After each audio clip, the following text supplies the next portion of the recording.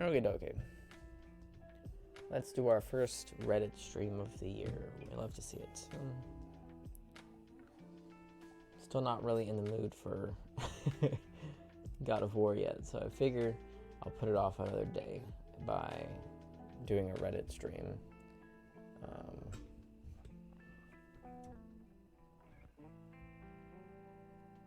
Should be an interesting test of endurance for my voice to give me a good idea of what it might be like to go back to work. Although when I'm at work I have to talk really loud, and here I don't have to do that because I've got a mic 2 inches from my face, which is nice. All right. Put the music where I can hear it at a reasonable volume. Kim has to cook, that's fine. I mean, it's a Reddit stream. It's mostly a auditory thing anyways. Not missing anything if you're not looking. Alright. Am I the asshole for refusing to give up my extra seat for someone else's toddler on a flight that I paid for because I am fat? I, 34 female, am obese. I'm actively working towards losing weight and I've made progress, but I'm still obese as of typing this. I'm going over to see my brother and his husband for Christmas across the country, and because I'm fat, I booked an extra seat so everyone can be more comfortable. I know it sucks having to pay for an extra seat, but it is what it is. I know Southwest Airlines has this customer of size policy, but I've had some bad experiences with Southwest even before I was obese, so I wasn't doing that. It's mostly my fault I even got fat. Everything goes smoothly from checking in to security and boarding, at least at first. This woman comes to my row with a boy who appeared to be about a year old. She told me to squeeze into one seat so her son could sit in the other. She told me, not asked. I told her no and that I paid for the seat for the extra space. She makes a fuss over it, which got the flight attendant's attention. She told the flight attendant that I was stealing the seat from her son. Then I showed my boarding pass, proving that I, in fact, paid for the extra seat. The flight attendant asked me if I could try to squeeze in, but I said no, that I wanted the extra seat I paid for. The boy, who the mom said is 18 months old, was supposed to sit in her lap, so he could do just that. The flight attendant eventually told the mom to put her son in her lap. I got dirty looks and passive-aggressive remarks from her the entire flight, and I do feel a little bad because the boy looked hard to control. So am I the asshole? No. How could you be the asshole in that situation? You paid for the seat. If she didn't want her child to sit in her seat, she should have paid for the extra seat. She's the asshole for not buying a seat for her son and assuming someone else would give up the seat they paid for. You know.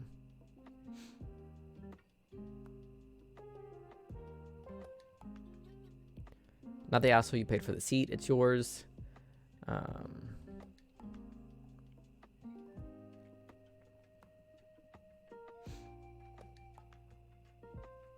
Absolutely 100% not the asshole. You paid for your seat. This woman was trying to steal a free seat for her kid. If it's too hard to have him on her lap, buy a seat for him. It's stupid that they even asked you to share or give up your seat. Plus, airlines literally demand that larger customers purchase 2 seats. And God knows if you were in one seat that the entitled mom was next to you, the same dirty looks and comments would be the result. Huh? Yeah.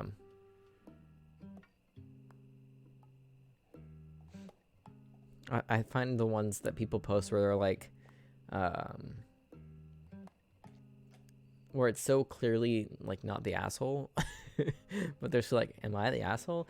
Because I sat in the seat that I paid for on the plane. Like, what? No, what the hell?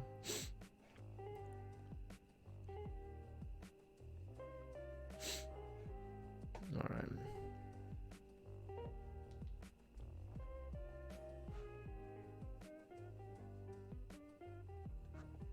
Next one. Am I the asshole for telling my sister she's an idiot if she thought her actions at her wedding wouldn't have consequences? Backstory. My biological dad died when I was young, and my mom remarried when my sister was 8 and I was 10. We are now in our late 20s. Stepdad focused a lot of his time providing for us, so I never got close to him, but I am grateful for him.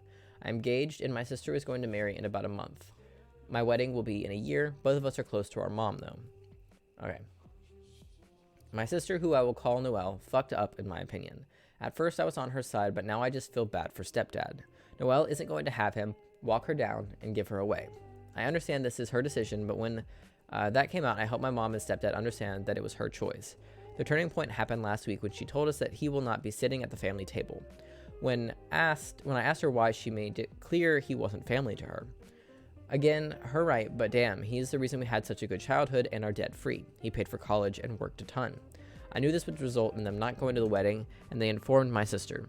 She called me upset and was ranting about how it was her wedding, that she was being abandoned. I had enough and told her that she's an idiot if she didn't think her actions would have consequences. She called me a jerk and hung up. I am unsure if I was a jerk, and I feel guilty since I am now closer to my parents, since I promised he can walk me down at my wedding. No, not the asshole. You're completely correct. I think it's adorable that she thought that she could kick your stepdad out of her wedding and then felt abandoned when mom decided not to show up in solidarity with stepdad. Like, you abandoned him so he didn't come to your wedding. Like, that's seems like the pretty logical ending to that scenario, if you ask me.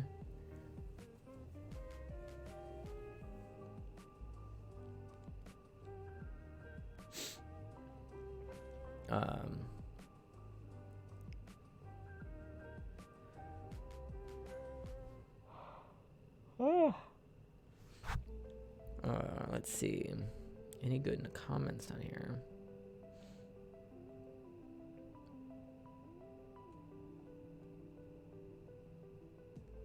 So your mother was supposed to sit without her fucking husband? I'm sorry, but your sister seems to not understand how marriage works. Even if she had married stepdad a year ago and he never had a fatherly role and never had supported her a penny, he is family. Just as in-laws are family, not the asshole. Yeah.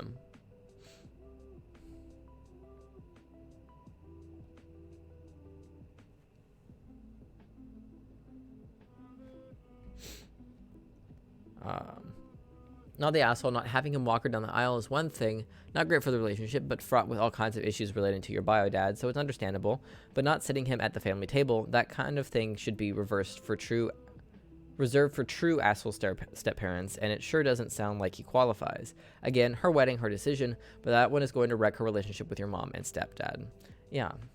I agree with the walking her down the aisle thing. Like, that's not... I'm sure he would understand if she didn't want anyone to walk her down the aisle or something like that. But completely kicking him out of the wedding is wild. Like, especially when he clearly filled the fatherly role after their dad died.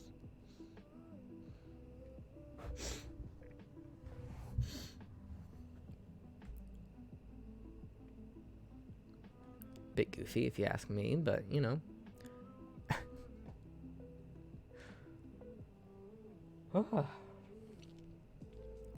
I love how quickly I get tired doing these streams. Like, it's so fast. Hold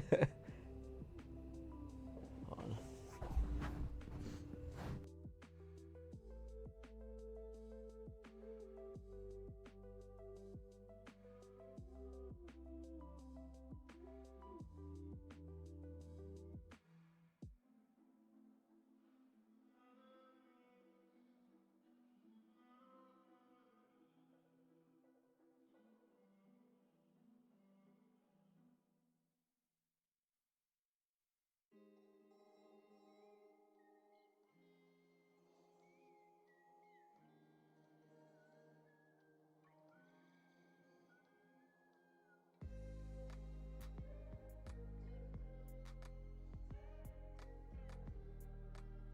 I think talking yesterday might have been easier.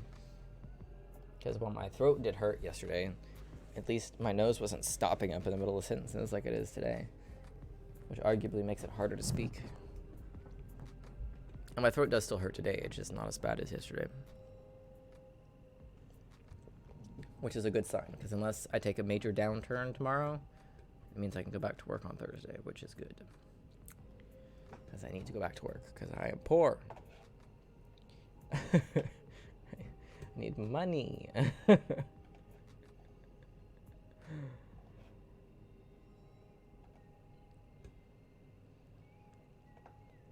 Gross work meetings.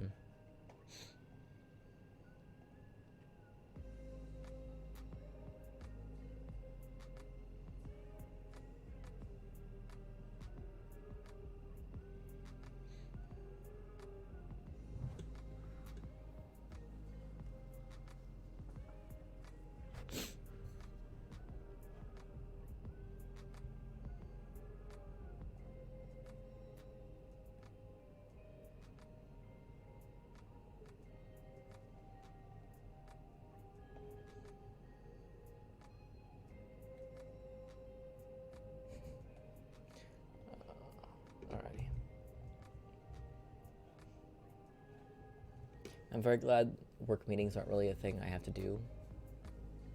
I mean, to a degree, but not like in the same way like traditionally. Of course, since I work in a warehouse, none of it's like traditionally, but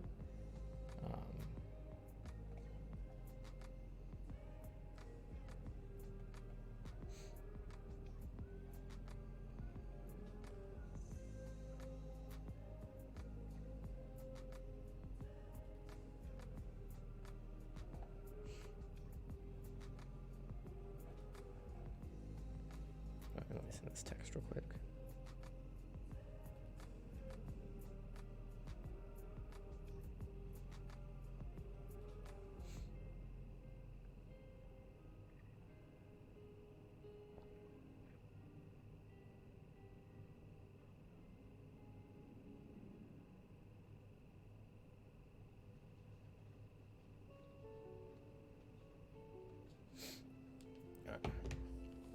Next post. Am I the asshole for kicking my daughter out of my house for being pregnant? I, 45 female, have a 27-year-old daughter. She has 6 kids. Holy shit. Between the ages of 10 and 11 months. How? I'm sorry. That math isn't mathing.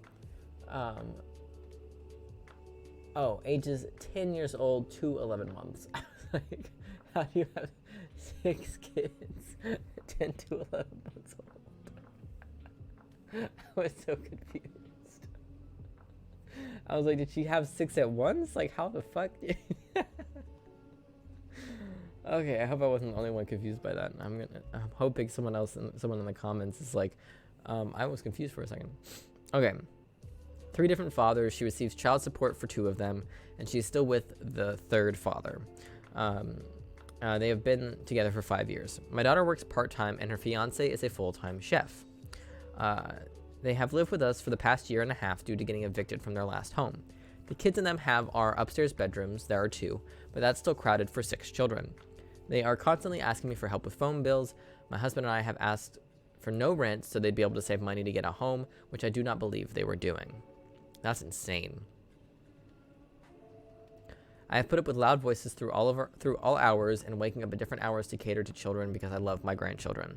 I never complained to my daughter because I believe family is very important. It's just that my children are all grown up. My youngest moved out 4 years ago, and my husband and I had hopes to remodel. We didn't expect them to be living here this long. On Christmas Eve, my daughter gathered us all around and announced that they were pregnant with baby number 7. Everyone was all excited, but I felt dread. That would mean another child in our house with not much room. I looked over at my husband and could tell he felt the same. We discussed later and decided we were going to have to ask them to move out. As you fucking should. Jesus Christ.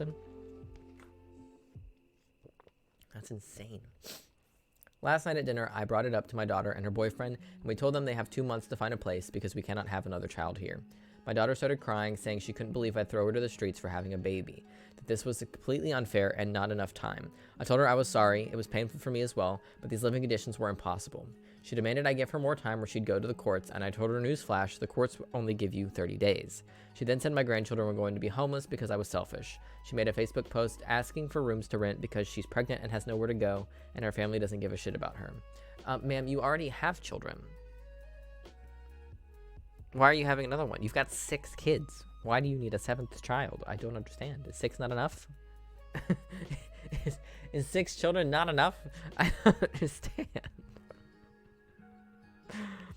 She couldn't believe I'd throw her to the streets for having a baby. It's not the you having a baby thing that's the problem. It's you having another baby and still living at home rent-free with 6 children. It's insane. No, not the asshole. Jesus fucking Christ. Not the asshole. Your daughter is an asshole for spitting out 7 children when she doesn't even live in her own house.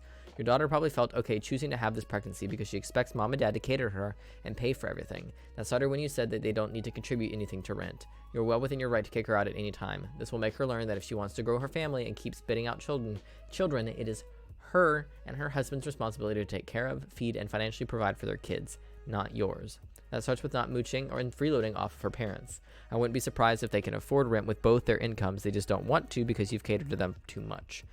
She's 3 years away from 30 and doesn't have any plans to move out or find stability for her and her family, and this needs to stop. You've done enough, and you've done the right thing. I fully agree.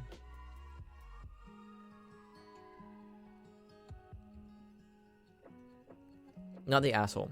I read your title and was like, ooh, what a jerk. But then I got to the 6 kids part and didn't need to read the rest, to be honest. While it takes 2 to tango, there are so many ways to prevent 6 children by 27, and 1 on the way. I think y'all probably dropped the ball in the parenting realm of procreation and protection, but that's been there, done that. Tough love is tough for a reason, and I don't blame you. My father, when I got pregnant at a young age, allowed me and my partner to live with him, but very much made it clear that it was not permanent, and I was only allowed to live there to get my footing. It caused resentment at the time between us, but now I am grateful because it gave me a cold but loving dose of reality. And that is at the end of the day, at the end of the day. You are responsible for your own actions, and no one is going to save you but yourself. We are now 99% independent. Shout out to you, Dad, for still paying my phone bill, LOL. And we are on great terms as father and daughter. And my son and now daughter have 2 great parents who can handle their shit. I don't find the number of children an issue at all. She can have as many as she wants. She just needs to learn to raise them herself. Yeah, yeah, same. I agree. Like, I think 6 children is too many. But especially in this economy, and especially when you're not living on your own means. Like, that's why I think 6 is wild in general. In this day and age. But then to also still be living with your parents and have 6 children and 1 on the way on top of that is just bonkers.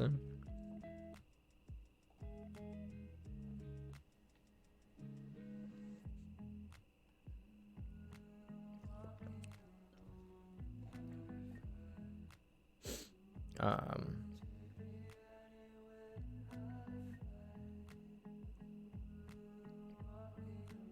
wonder where all the top voted comments are.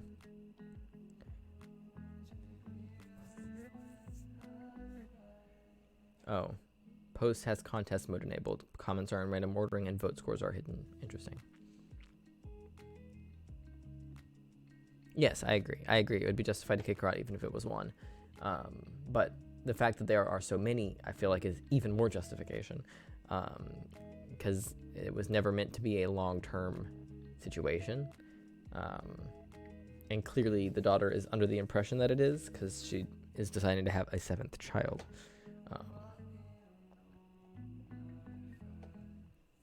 That's just so many children. That is a separate thing for me. The amount of children, it's just too many kids. It's too many children. It's too many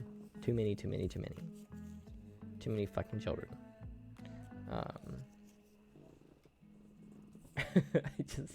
I can't fathom.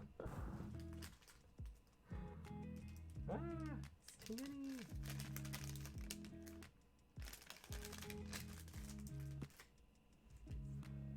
Way too many.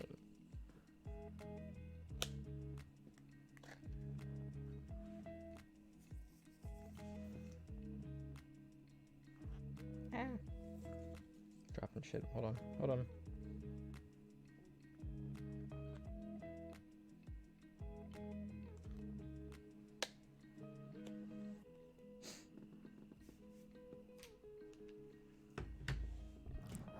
Yes. I personally think once you focus on small details like that, it leaves the door open to arguments about specifics, when the long and short of it is she is expecting her parents to help with everything. Exactly. Which is a problem at 27 years old. Like, there's nothing wrong with still living at home when you're 27. There's nothing wrong with that at all. At all. I don't think there's any issue with that. Especially if your parents are fine with that. And if you're, like, contributing to rent or contributing to bills, or you're helping pay for something. You're not just living there for free. But to do it when there's so many children involved and still not be contributing, like, not contributing to rent or anything is the main issue I'm having. Because, like, if they were helping contribute to rent, I'm sure that the grandparents, aka OP in the situation, could overlook, like, some of the downsides to having six children live in your household. But them not contributing to anything is just wild to me. At 27. 27. It's too old for that shit. Alrighty.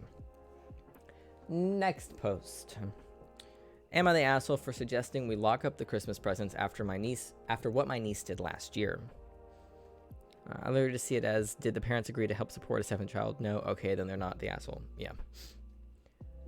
Every year, my siblings and I, alongside our family, spend Christmas with our parents. We stay at their house for a few days. Everyone opens gifts together. It's hectic, but a lot of fun. The kids enjoy having one big sleepover with their cousins. My mom likes having everyone home again, and we all pitch in. It's a win-win. Last year, my brother married Sally. We'll call her Sally. She has a 7-year-old daughter, Mindy. This was their first Christmas with us. It seemed like they were having a fun time. Christmas Eve, all the kids went to the finished basement to sleep.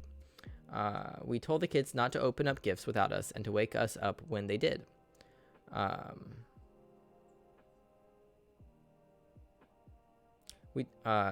Sorry, let me try that again. We told the kids not to open up gifts without us and to wake us up when they woke up. This was repeated several times. Once the kids were asleep, we put all the gifts under the tree and eventually went to bed ourselves. The next morning around 6 a.m., I wake up early and head downstairs. I find the living room a mess. Half of the gifts were unwrapped, several of them had been ripped from their boxes, and there was Mindy playing with some of the toys. Most of the ones weren't even hers. She knows how to read, and they were all labeled, so she knew this. I was in shock. I went and got my brother, Sally, alongside the rest of the adults. Sally was super embarrassed. My mom was very upset. The other kids weren't up yet, so we tried to salvage what we could while Sally talked to Mindy. Not everything could be fixed, and she had broken a couple of toys completely. The broken ones weren't even her own toys. Luckily, not everything was damaged, and even the boxes that were, the kids didn't notice. But my nephew, sister's son, had one of his big gifts destroyed, and he was sad when everyone else got theirs, while he was told he'd have to wait for a new one to come back in. Sally and my brother reimbursed everyone. That's good, at least. Mindy didn't get to open gifts with everyone, but joined the festivities later. She apologized but kept making excuses. She said she didn't want to wait and she wanted to see what everyone else got. Too fucking bad. No gifts for you this year. The fuck? What the fuck? We're all preparing to go to my parents again this year. I put in the group chat that we should either lock the door to the living room this year or put a gate around the tree so no one can get to it. I didn't even name names, just specifically said no one. Sally and my brother got mad, accusing me of treating Mindy like a baby or an animal. I said I'm not, but this is precaution so none of the kids are tempted. They said this isn't necessary, and I'm holding a mistake over Mindy's head. I said no, I'm not. I'm trying to make sure we have no repeats of what happened last year. Because I know it'll be asked, Mindy doesn't have autism or ADHD, and even if she did, my daughter has ADHD, and both my sister's kids are on the spectrum. They knew better. I don't think Mindy was malicious. She was only 6, but I do think precautions should be made. My parents agree with me, and my brother is mad that I put it in their heads. Am I the asshole? No, I agree that 6 is old enough to know better by a lot. What the fuck? So, no, not the asshole. I mean, why wouldn't you do this? It kind of isn't even just about Mindy. Although, of course, it's about Mindy. She ruined Christmas and broke a lot of other people's toys. But you have a bunch of small children who are notoriously bad with impulse control. Why not lock the door or put a gate around the tree? Any child could be tempted by sleeping parents and gorgeously wrapped presents under a lit tree. She's still only 7. Also, if your kid acts like a baby, they should be treated like one. Come on, Sally. The girl opened half the Christmas presents, and you and your husband had to shell out to replace them. Would you rather lock the room than risk having to put it out and feel embarrassed all over again? Genuinely. They're setting Mindy up to fail. Absolutely not the asshole OP. Remove the temptation. I agree.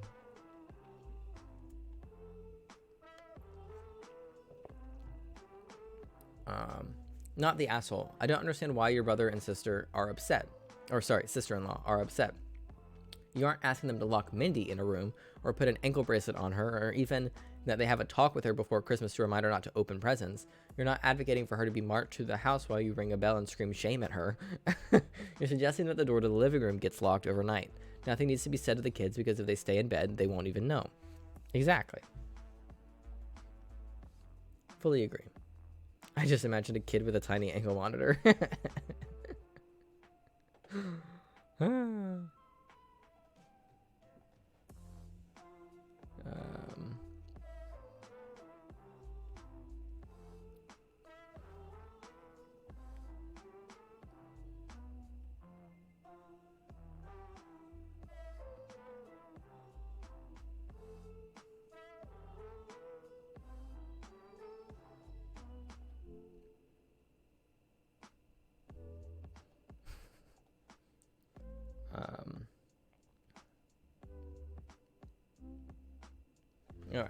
Here's a comment. Not the asshole. I'm laughing reading the contrarian windows in these comments, which is even funnier given that I'm occasionally a contrarian weirdo. Your niece ruined Christmas. There's no getting around it. My parents and grandparents raised our families similarly, and opening presents is a big part of the celebration, because parents want to see the joy in their children's faces. Mindy knew that what she was doing was wrong, and chose to do it anyway. She was 6, not 2. She absolutely might do it again. Even if not, there's no reason not to take some kind of simple precaution. If the doors to the room with the tree can be locked, do it. Other simple precautions are perfectly reasonable. At worst, maybe get a motion sensor webcam and set up some kind of alert so that any motion in that room overnight wakes up the adults. Mindy's parents have absolutely no right to be upset. I'm shocked that they aren't the ones suggesting it. But that's the difference between good parents and bad parents, I guess. Good parents teach discipline and know how to punish appropriately. They also know how to be realistic about their children and take precautions when putting their kids in situations that are known to tempt their willpower. I agree. I agree. My throat is so dry. Okay. It's wild. I have a 5-year-old and she would never do this. My kids are both ADHD and I know for a fact they wouldn't. They come and find me and wake me up. Come so we can open presents. I never have to tell them that they shouldn't do it without me. They just didn't. What kind of entitled kids are they raising that this is an issue? That's exactly what I was thinking too.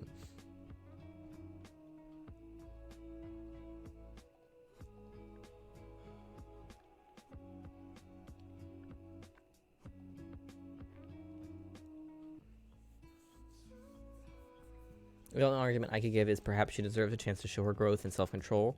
I think that's a complicated subject matter when it comes to raising children, but yeah. I just think it's wild that she did it at all. And not, like, it would be one thing if she'd, like, gone and opened her gifts early, but she opened a bunch of people's gifts early and damaged them to the degree that her parents had to pay to get them replaced. Like, that's wild at 6. Like that's wild.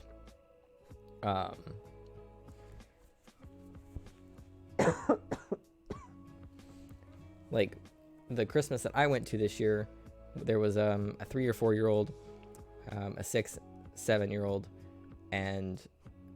or a 7 and 8 year olds. Like they were all within the same age range of these kids, and even the rowdiest of the bunch would never even consider doing this kind of nonsense.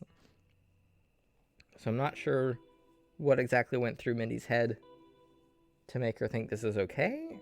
I'd be really interested to know why she felt this was an okay thing to do last year.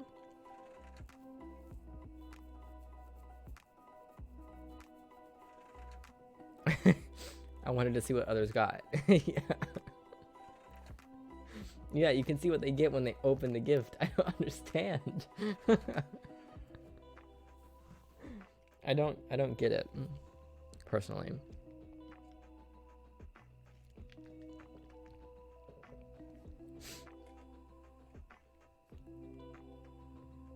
Definitely not the asshole, though. It's a fully understandable step to take, in my opinion.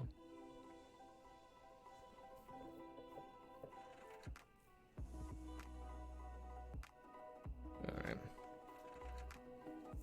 Yeah, a lot of these are going to be Christmas based because of when the posts were made, but it's the start of the year. What do you want? What do you expect?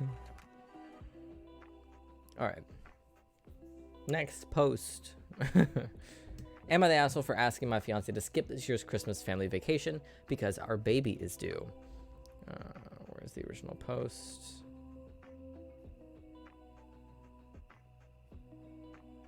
Putting the update first is really annoying. Why would you do this? Okay, scrolling past all of the updates, which we'll get to, so we can read the original post first. Context. I have gone to Florida with this family for the past 5 years for at least part of Christmas. Every other year, I return before him to spend Christmas Day with my family. This year is the first time in a long time that all the other siblings are able to overlap dates. My fiance has major FOMO, which is why this is a sensitive subject. His parents have always been weird about keeping their family close. They've never said it outright, but little things suggest they don't consider me completely part of the family yet since we aren't married. Also, my parents are always overseas dealing with a grandparent emergency. My mom has been kept in the loop, though, and is trying to come back as soon as she can.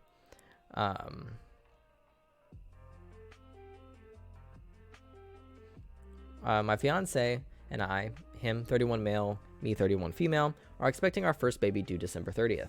His family has a vacation home in Florida, and they have gone every year during the holidays for about a month until after New Year. He agreed not to go this year because of the baby, but his family is insisting that he go and come back on the 28th, which is ample time before the baby is due. So he bought a ticket for December 15th through 28th. His reasoning is that his parents really want him there, and his siblings will also be going. Did he discuss it with you before he bought the ticket? Or did he just go buy the ticket? This is bothering me a lot more than I thought because I know pregnancies are unpredictable, especially in the last trimester. And if anything happens leading up to the due date, I need him there. My parents are always away until December 26th, and my friends have their families, so I will be completely alone. The other reason, and I guess it's more selfish, is that I will be spending Christmas by myself. It's not the main reason why I'm bothered, but it's a small part of it. Oh, that's true, yeah. He doesn't come back till after Christmas. What the fuck? He's been spending Christmas every year in Florida since he was 15, and there will be many more trips after the baby is born. I don't know why he has to go this year. Anytime I bring it up, it results in a very uncomfortable fight about my expectations to put me first rather than his parents. Yeah. That's how... that's the order that should go in. Spouse, kid, parents. That's the order it should go in. Spouse and kid should be on the same level. Parents should come after your spouse. I don't even bring it up anymore. His parents have always been kind to me, but they also don't see any problems, so I think I'm going crazy. Am I the asshole here? No, you are not the asshole here. What the fuck? Not the asshole. Your husband is a fool if he goes. This is your first baby. You do not know if the baby will be here early, on time, or late. His family is you and the baby. If his family can't see that's another issue. None of them have a crystal ball and know when the baby is coming. Personally, I would be pointing out how quickly things can go wrong for mom or bubs during labor, or baby, for mom or baby during labor. I'm actually disgusted with him for thinking that it's okay to leave his vulnerable wife during that time. You just don't know what's going to happen. And what's with not wanting to spend Christmas with you, leaving you completely alone? Not cool. I'm furious for you. Where are you? I will come and take care of you.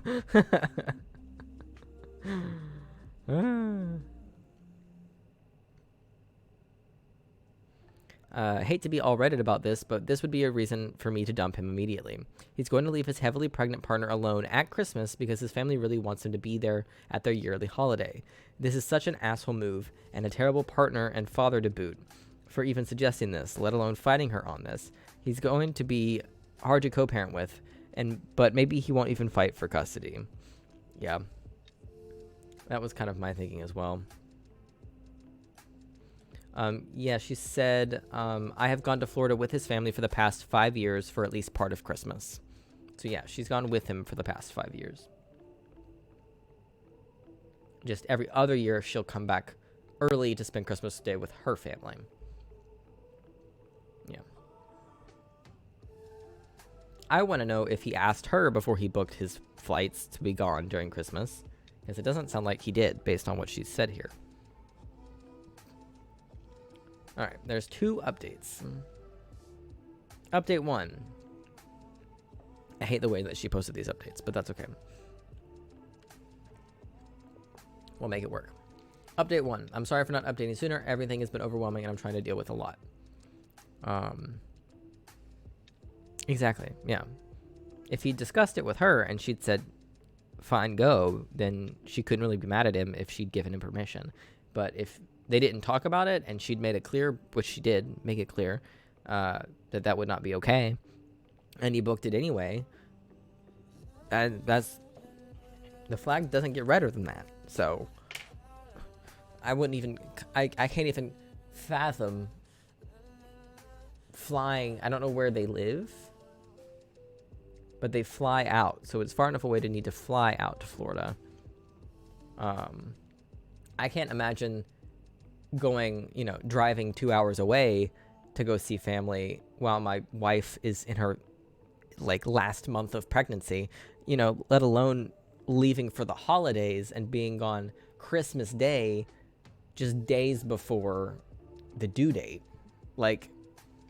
babies come early all of the time, like literally all the time. Like it's super common for a baby to come a week early or something like that happens all the time.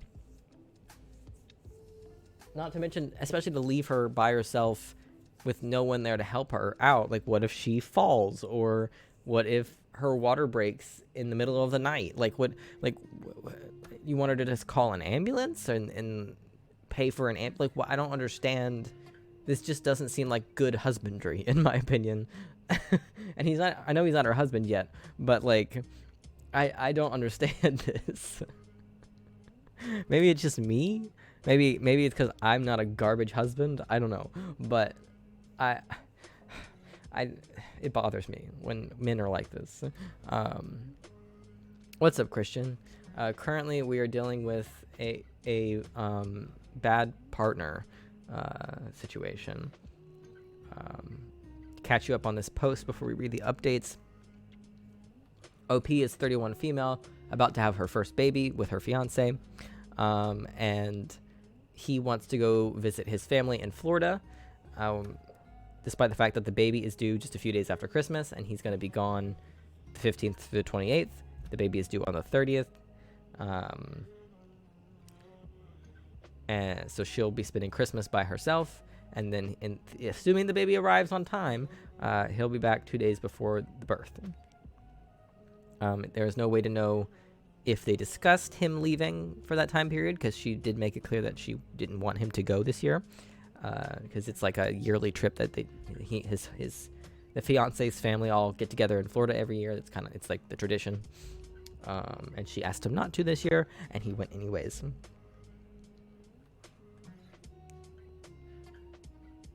You know what that sounds like? You know what that sounds like to me? It sounds like a divorce is on its way. That's even though they're not married yet, but a cancellation of the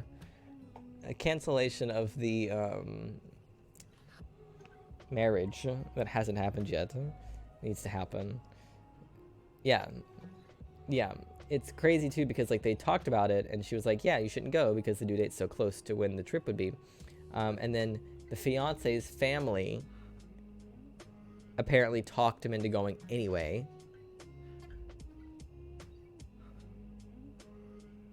Like, what the fuck?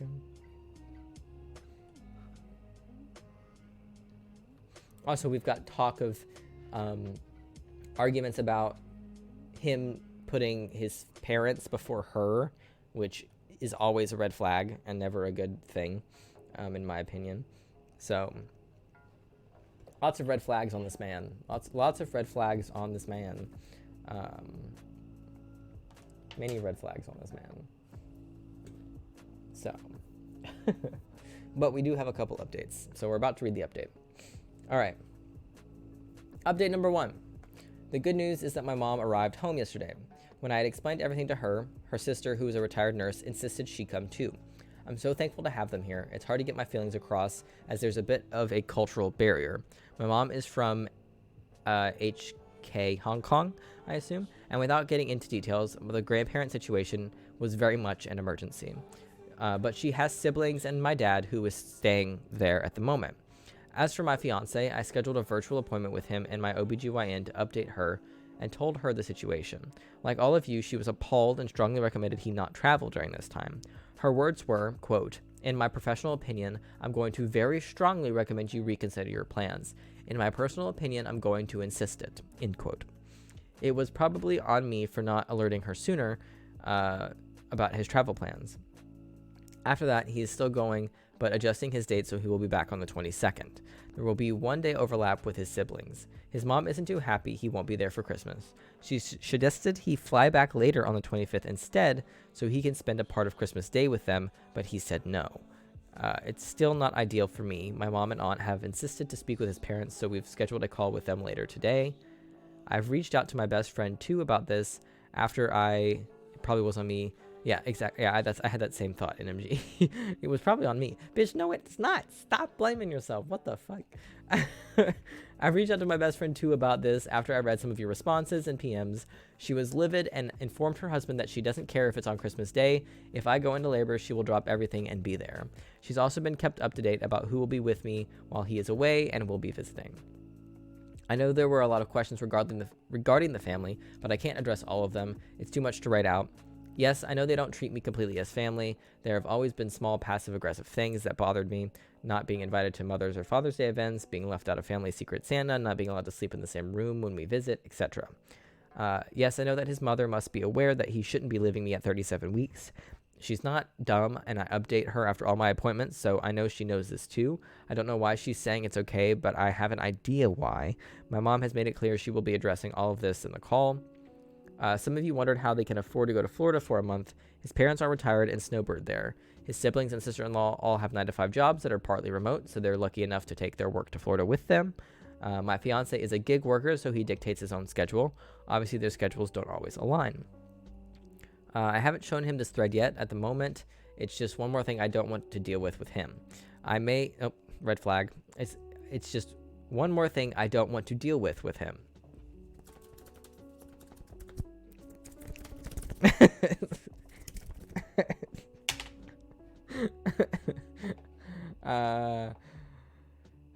I may in the future, but I've suggested we go to therapy before setting a wedding date. He agreed. I am also seeking counseling for myself.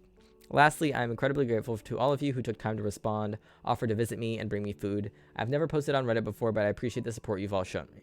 Once again, thank you all so much. I'll try to update again after the baby comes. It might be a while, but please know that I am safe and have a lot of love surrounding me. Please have a safe and happy holidays. Also, I'm expecting a girl. For the red flag of doom, honestly, there's so many red flags in this post. Jesus fucking Christ.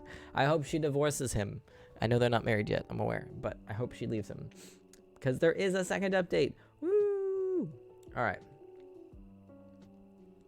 Because we're all still on the same page. This guy's an asshole, and she should leave him forever. Alright. Update number 2. Happy holidays, everyone. I know some of you were asking for an update, so here it goes. Baby girl was born on December 20th at 6 pounds. Look at that. 10 days early. The baby came 10 days early. Shocker.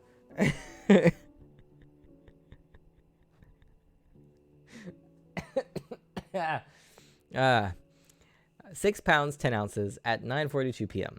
My mom, aunt, and best friend were there during labor. My mom was present during the birth. She's healthy and we're all exhausted, but I'm so grateful for my support system. My ex-fiance, woo, did not make it for the birth. Shocking, because he was out of town for that time period. During the video call with his mother, my mom told her that he needs to come back immediately, otherwise she will be taking me home and they will not be welcome to visit the baby. It was a very heated call, but the outcome was that my mom and aunt packed up my things and we went back to my parents' house where I currently am still residing. So you can guess what happened there. It hurt a lot. I had a very upsetting phone call with him about his priorities, now that we were literally down to the wire and the conversation ended without much resolution. He hung up on me. I messaged him after our daughter was born to let him know I had given birth and that she was healthy. He tried to video call a lot after that, but I didn't pick up. As you should, ma'am. As you should. He returned home on the 22nd as planned. Of course, I wasn't at the condo. I think they all thought my mom was bluffing. He tried to come by my parents' house many times and at one point sat outside in his car for hours when my mom and aunt wouldn't let him in. Finally, on Christmas Day, we let him see his daughter, and he and I discussed our future. My mom and aunt have been very vocal about breaking off the engagement, and I agreed that after the call with his parents, I didn't want to be involved with a family who was so selfish. He told me his mother was very insistent he go on this trip to show his family that he wanted to mend his relationship with them, and that his sister-in-law had been saying some awful things about me to him and his parents. I had told her some things in confidence a couple years ago about some issues I was having with him, so she turned it around on me. This was the nail in the coffin. I can't possibly marry into a family this toxic. So as it stands now, I have broken off the engagement and will live at my parents' house. We have scheduled couples therapy on our first session is tomorrow. He's apologized profusely and asked to stay with me to help his daughter. My mom doesn't want him sleeping there, so he's been coming by in the morning to help with her and then leaving in the evening. His parents have told him that they would like to see our daughters as soon as they come back, and he has video chatted them once to show our daughter to them. That's basically where we stand now. Undoubtedly, the situation will get more complicated once his parents come back, but I can't think about that right now. My baby girl is healthy and has a nursery set up in my childhood bedroom. She's surrounded by people who would give her the world. My aunt, who I haven't seen since I was 10, is here. Those are the positive things I'm focusing on. You should make sure he doesn't have access to your child, because what the actual fuck?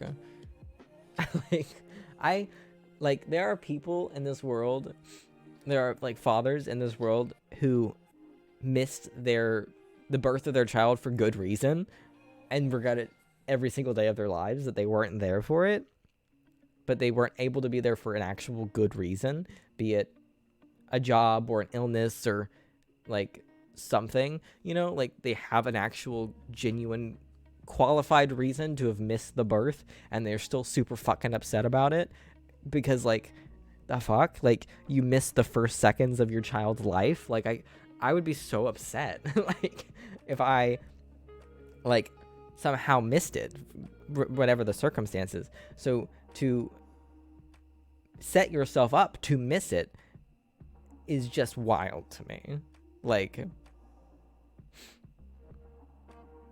yeah, like there are dads who work hours on top of hours to keep their job to make sure the kid has a future, and then this guy just wants to go party. Yeah, I don't understand it. And they're also 31 years old. Both of these people, OP and the ex-fiance, are both 31 years old.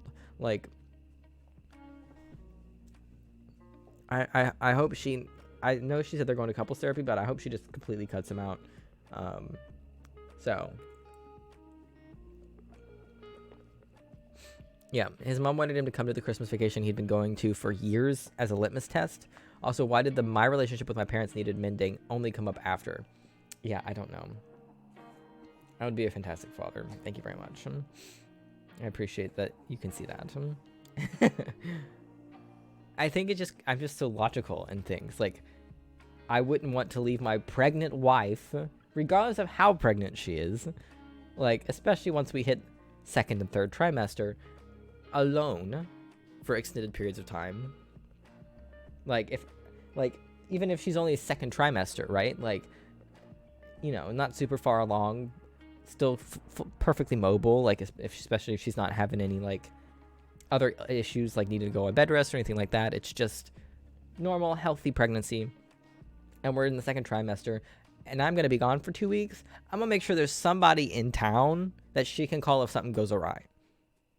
Because I'll be damned if something crazy happens and I'm states away doing something, and she's by herself with no one around to help her. You know what I mean? Like, no. And that's we're talking early pregnancy, before, second trimester. Third trimester, I ain't going anywhere. The fuck? Like, not happening. Like, I have to go on a work trip. Looks like we're driving and you're coming with me. Like, no. I don't understand. And we read too many stories about men who treat their pregnant wives like this, and I can't comprehend it. My brain just goes, huh? It's just a big question mark. I don't understand. It doesn't make any sense at all. Speaking of things not making sense, although this actually makes full sense, I'm bad at things. So I ordered groceries yesterday, right? And I went and grabbed them during stream and put everything away, or at least I thought I did, because this morning I walked into the kitchen to like make breakfast, and I found the cream cheese. Is that what it is? Cream cheese? Yeah, I found the block of cream cheese sitting on the counter. I forgot to put it away, so I had to throw that away and order another one.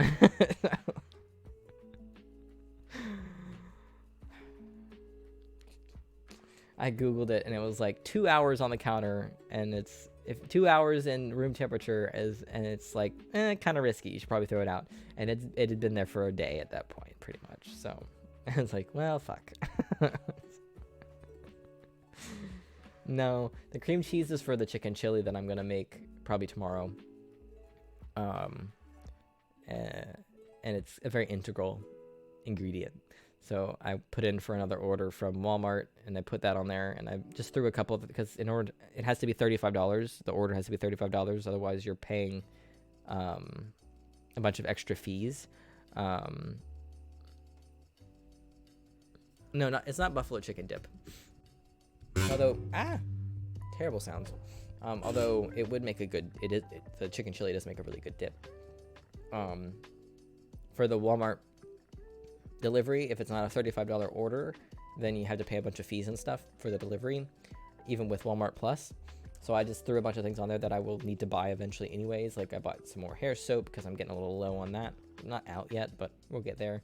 Toilet paper, things that'll get used eventually, but that I don't necessarily need to top up on right now, so that I could get it to $35 to make the delivery worth it.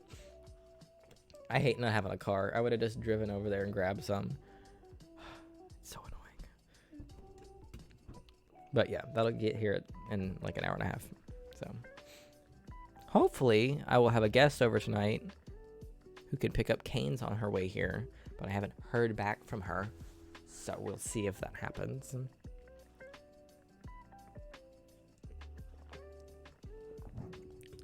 gonna fill this back up.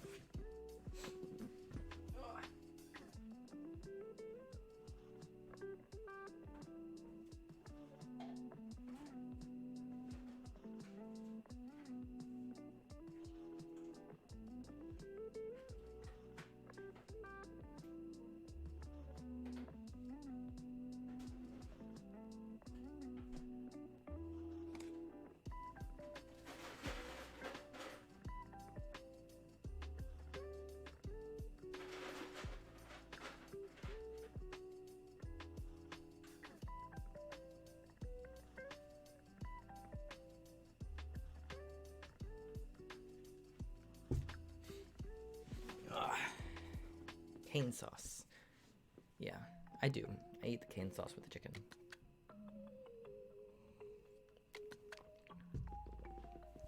I'm hoping that she comes over also so that I don't have to pay for the delivery fee for the Canes, because Canes does not have DoorDash.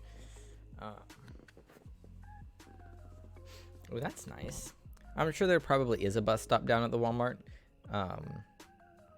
but it just wasn't going to be worth the time to go down there and get a block of cream cheese and come back. Jesus Christ, that was the longest I've ever waited for fish and chips. Our normal one was shut, so we went to the lower reviewed one. It took probably 20 minutes to take my order, and there were only 2 people waiting in front of me. That's insane.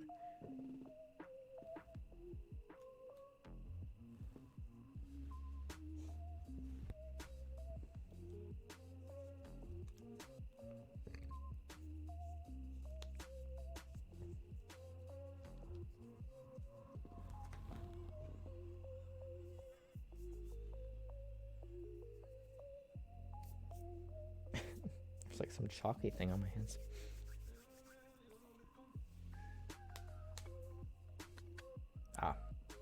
Ride share. Yeah, I could Uber over there, but it wouldn't be worth the money either. It just ended up being cheaper and simpler to just order it. A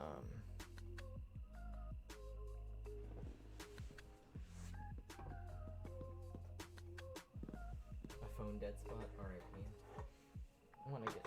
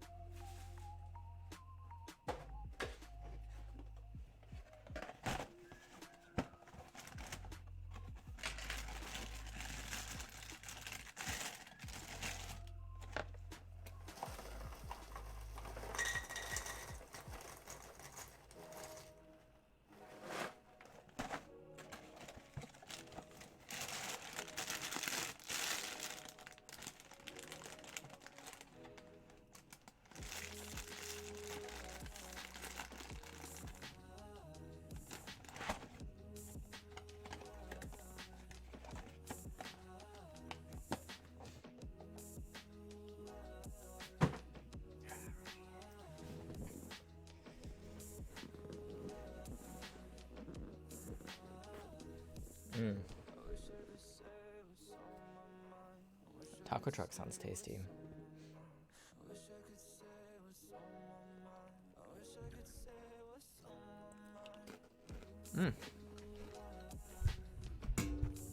I'm just hoping to hear back from her soon, so I know.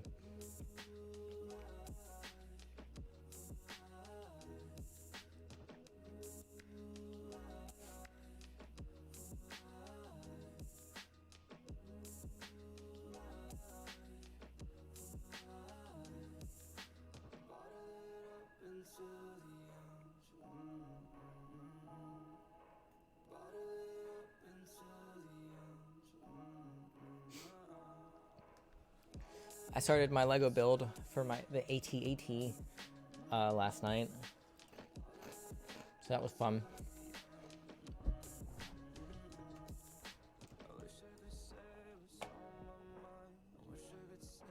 This thing.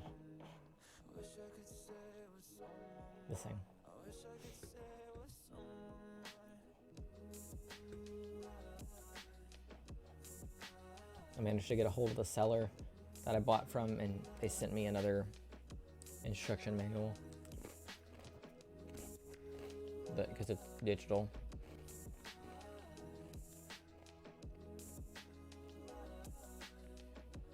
Yeah, I started the build. It's going to be a long one. So I worked on it for hours last night. No, I had to go get the designs from this seller.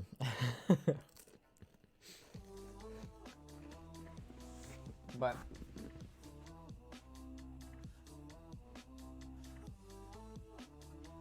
about the base of it done. Doesn't look like anything yet. It's just the inner workings, but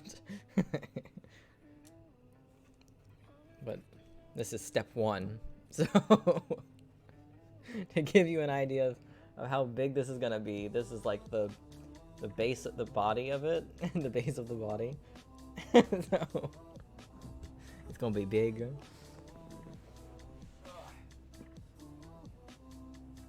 That was just step one. It was just bag one.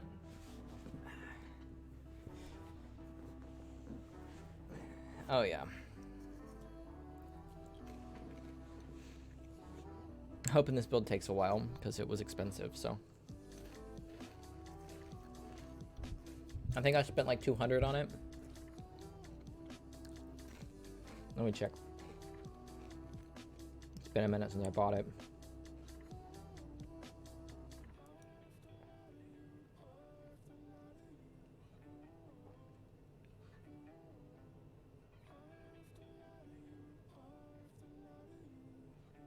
Where is it?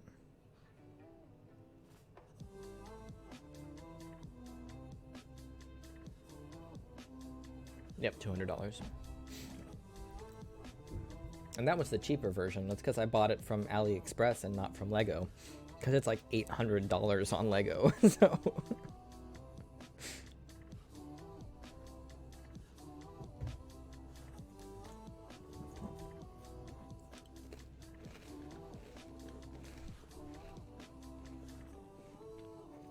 Yeah, it took me 20 minutes just to sort all the different bags out.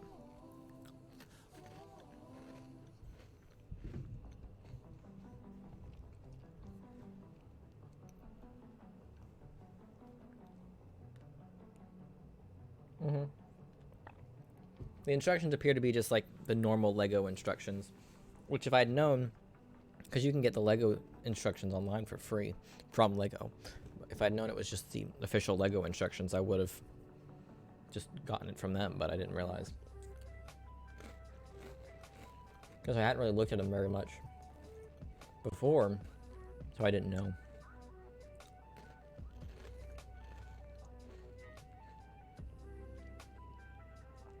But yeah, the instructions are super clear, which I appreciate.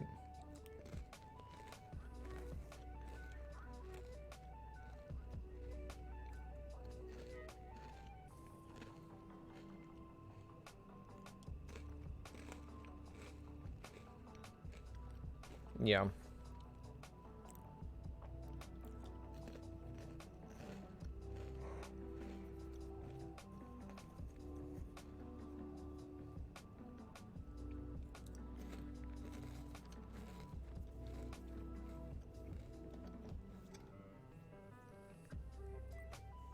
but I'm wanting to rewatch Erased because I keep putting it off because I want to rewatch it with her because she's not seen it. So I'm hoping she comes over tonight so we can watch it. Because I can sit on the floor and work on the Lego build while we watch it, so then that way I'm not like breathing on her and risking getting her sick. So, she can sit behind me on the couch and I can sit on the floor and work on the Lego, so we're still kind of social distancing while we watch the show.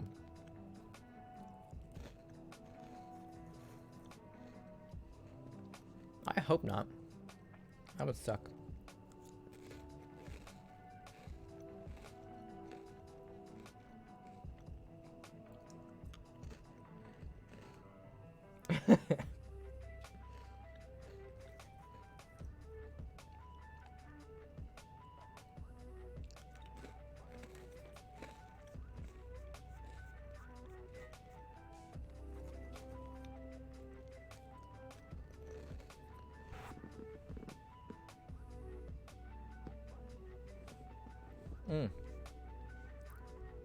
Alrighty. I'm gonna jump into the next one. Let's see. Am I the asshole for wearing my wedding dress to someone else's wedding?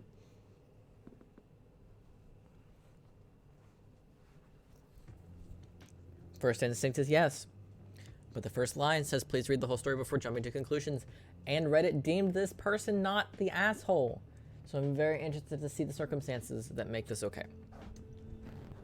Let's find out. All right. I, 20 female, married my husband 2 years ago. Good luck with that. Sorry, that is a terrible way to start. But this person got married at 18 years old. Statistically, that's not gonna last.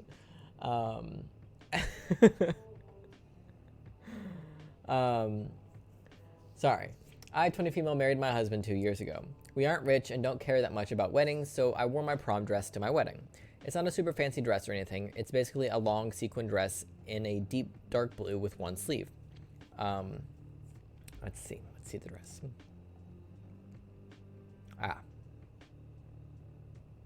Not exactly a wedding dress, but hey, if you don't really care, then you don't care. My friend, Ciara, 22 female, was attending my wedding. Since the wedding, I wore it on a few occasions because it's basically the only fancy dress I own. Recently, Ciara was getting married, and I was obviously invited. The wedding color scheme was dark blue, and she requested fancy attire. So I thought my dark blue dress would be fine. It's not white, and it's not even remotely close to a wedding dress. Okay, I'm seeing how this is. I'm seeing. The things are connecting. I also didn't feel like wasting money on another fancy dress that I wouldn't ever wear again, especially since we aren't rich. And it makes sense. The dress you already have matches the color scheme, so it's perfect. I showed her up at her wedding in my dark blue sequin dress. I wasn't standing out or anything. Most of the guests were wearing even more fancy dresses. However, when Ciara saw me, she lost it. She yelled at me in front of all of the guests, in front of her husband and my husband, saying that what I did was horrible and that no one shows up at a wedding in a wedding dress. I tried to reason with her, saying that the dress isn't a wedding dress. It's the only fancy piece of clothing I own. I wore it to multiple occasions before and after my wedding. She didn't listen and kept yelling at me to the point her bridesmaids and her husband started trying to calm her down. She also said a bunch of unsavory names at me. I was very upset with the drama and decided to leave with my husband. Then I started getting texts from Ciara who blamed me for upstaging her on her wedding day, for driving a wedge between her and her husband since he said that she overreacted massively and upset her friend over a dress. I decided to ignore them because I think she's being unreasonable, but a part of me thinks that I was an asshole because I wore the dress to my own wedding. No, it's not a wedding dress. It was your wedding dress, but it's not a wedding dress. It's a fucking prom dress. Yeah, I understand why Reddit said not the asshole. Not the asshole. Anyone reading the headline would have their finger straight on the "you're the asshole." In this circumstance, however, it was absolutely okay to wear that dress, and she ruined her own wedding as well as shouting at you for no reason. Even her husband thinks she's an asshole from the sounds of things. I suspect she's not only lost you as a friend, but her husband is likely to lawyer up soon. She sounds like a nightmare to live with. This is your fancy occasion dress that you wore to prom and multiple other events, just happened to wear to your wedding. It's not a wedding dress. And Ciara manufactured the conflict where no one would have been the wiser. You didn't drive a wedge between her and her husband. She did it by acting ridiculously. Agreed. I agree. Much agree.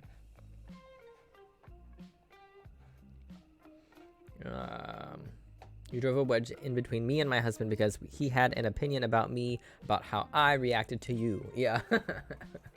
Exactly.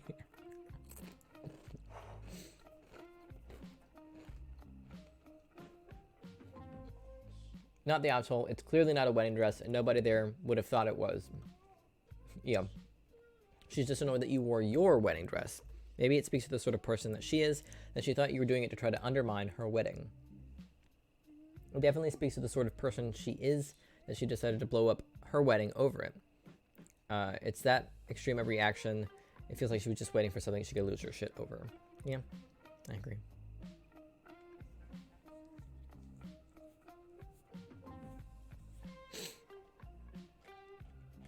Not the asshole.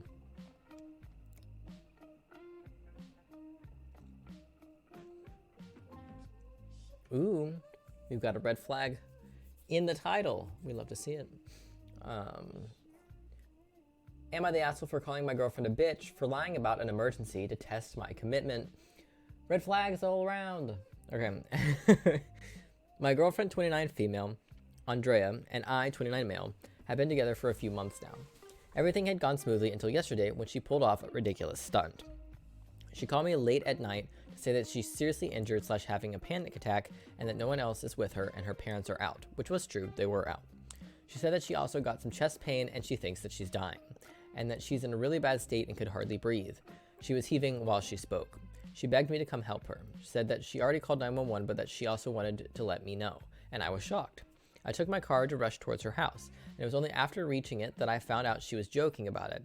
She met me joyfully and said she only wanted to see how committed I am during an emergency, and that's an essential part of a relationship or something. I lost my temper and asked her what the fuck her problem was. She then said that she was just testing me, and I got pissed off, and I called her a, quote, fucking bitch, end quote. And told her that I did not deserve to be treated like trash and made use of like that. She was crying and saying that she only wanted to check whether I'm a good fit and that I overreacted.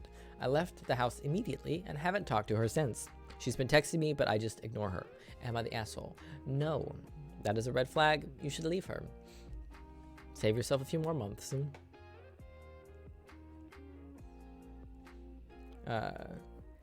Update. After talking to her about it, I've decided to give her a second chance. No. No. She's apologized a lot and promised to never do that again. I'd be more careful, of course, and I won't be trusting her blindly, but I have thought that I'd give her one chance, especially since she's shown herself to be regretful. No, you're right, Christian. He is a fool. A fool!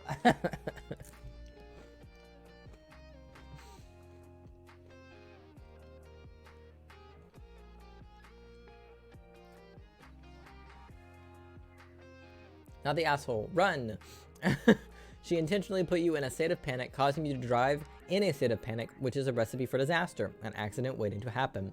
You need to focus on the fact that she never gave your feelings any thought at all. She didn't dismiss your feelings. To dismiss your feelings, she would have had to consider them. She didn't even think about you at all. Your panic was what she was looking for. It made her happy. It made her laugh. That's how sociopaths feel. If you were killed in an accident on your way to her, it would have been a home run for her. He said they've only been together a few months, so save yourself the time. Nope, she's the asshole. Testing you like that was a pathetic and childish thing to do. Find a new girlfriend. Not even married couples do that. She would have found out how committed you were when your relationship got to that stage. That's your red flag. Don't ignore it. And you calling her a fucking bitch in sheer anger, you had every right to be angry. I would have been just as angry and said similar. Yeah. Yeah, this isn't like a long-running relationship. She must be doing something to keep him there, or he's afraid of being lonely. Maybe. Did you call her to make sure she's 29? This sounds like high school antics. She's not girlfriend material. She's immature and foolish. I agree.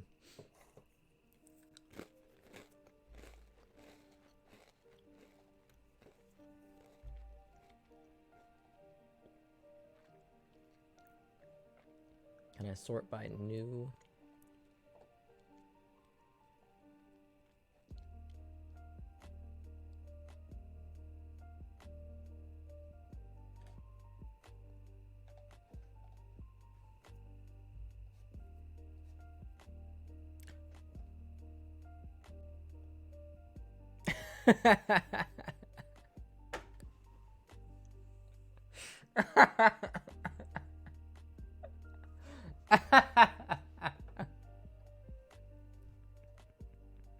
I'm sorry, that shouldn't make me laugh, but that's so funny.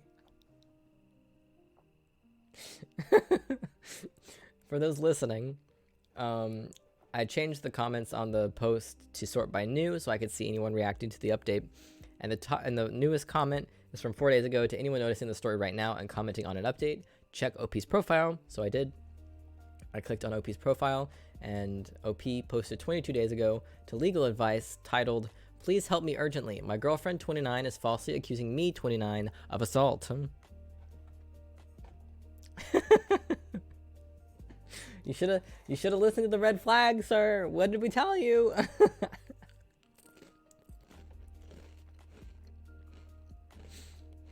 The update. Awful decision, OP. Yep. We're gonna go read that post. Alright. Please help me urgently. My girlfriend, 29 female, is falsely accusing me of assault.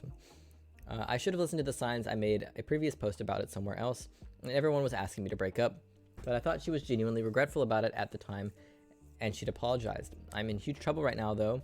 I really don't know what to do, so please help me. She reached out to me 2 days ago to say that she doesn't like me talking to a specific girl at work, and I laughed it off by saying that she's just a friend. She asked me whether I'm sure, and I said yes. She did get into an argument in the beginning, but in the end she said she understands. But today she apparently told her parents that I'd assaulted her yesterday because I hadn't listened when she said she doesn't want to have sex or something, and called her names. She also informed her friends about it. The gist is that everyone is mad at me. I am a pariah now. Her friends have turned against me, and her parents are threatening to sue me. She said she's going to sue, and she comes from a rich family. I'm basically blacklisted from everywhere now, and am a pariah. All of this has happened in a few days since the first incident with her, which was her attempting to test my relationship or something, which has me shocked.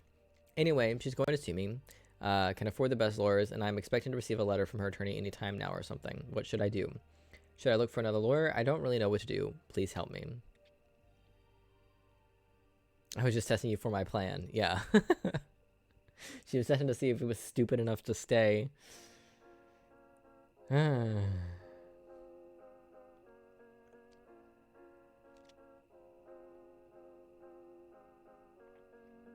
DNA test evidence for assault. If she doesn't have anything of evidence of assault or DNA on her, you got good lawyer. Should be able to beat this.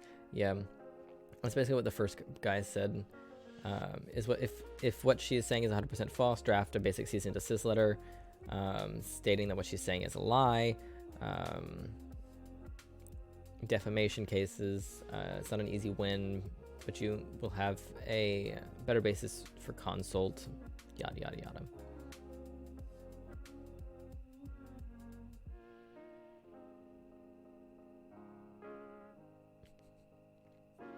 Leave her and call a lawyer, you idiot. I've seen nothing but people warning you to run because she's already showed you that she's crazy and you ignored it. This is what happens when you ignore red flags. You certainly don't deserve it, but you have to actively do something about it. So, yeah.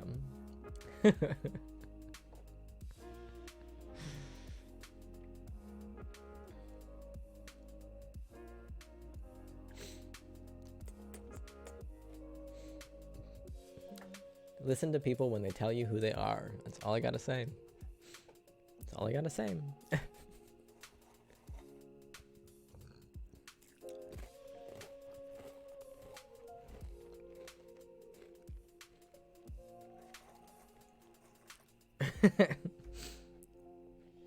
Honestly.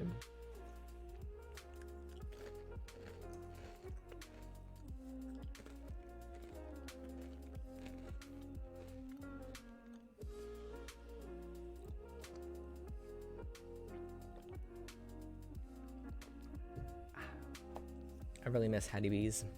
I miss it.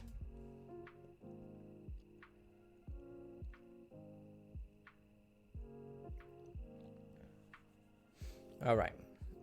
Next post. Am I the asshole for telling my parents that my kids won't attend Christmas if everyone can't attend? My husband was injured when we were in high school, almost 18 years ago now, and uses a wheelchair now. We have 4 children, his 15-year-old son from a previous relationship, an 8-year-old daughter, 5-year-old son, and a 1-year-old daughter. My parents usually host a big Christmas every year with all the kids and their families. Sometimes it's at their home and sometimes it's at a vacation destination. In previous years, it's always been accessible for my husband, but this year they've chosen to have it at a mountain/ski resort that is largely inaccessible and would have a lot of activities that would leave my husband out. So we told them we are going to go do our own thing for Christmas this year. No biggie, right? They responded with, how about you send the kids and you can go do your own thing? We responded that we wouldn't be sending our kids and that if we couldn't all attend, nobody would attend. They're upset and accusing us of withholding the kids from something that brings them joy and being bad parents. Are we the asshole? No, you're not the asshole. Your parents are the assholes. It makes just sense to go do something as a family. Not the asshole. This is amazing. Of course not the asshole. They've excluded your husband from Christmas, and their solution is, oh, that's okay. You can just split up your entire family for the holidays. Do they have a problem with your husband? Because honestly, I almost feel like this would be less awful if they'd done it on purpose than if they'd been that level of ignorant towards him and your whole family. Yeah. OP says, I don't think they do. They've always typically been considerate of his needs and have always seemed to like him, so it took us aback.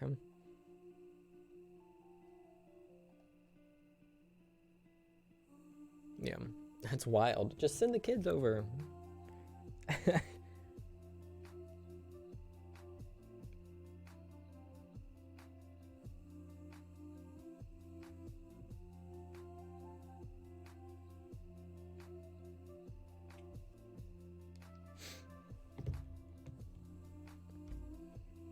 No, not the asshole.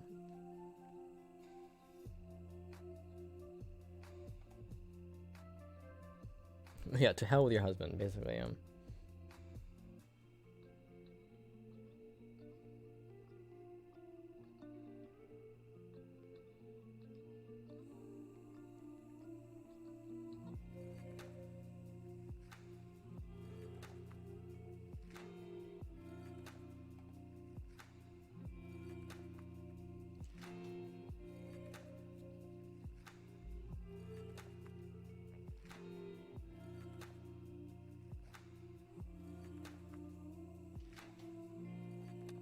That one's a pretty obvious one.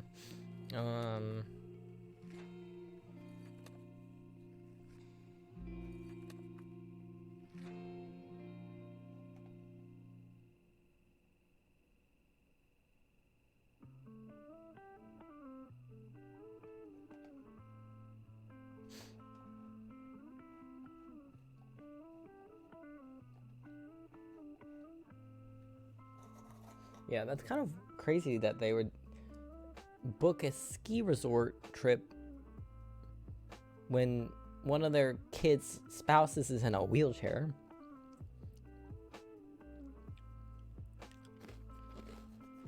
Like, and not even like a new spouse. This is someone that they've been with for 18 years. That's a long fucking time. Like,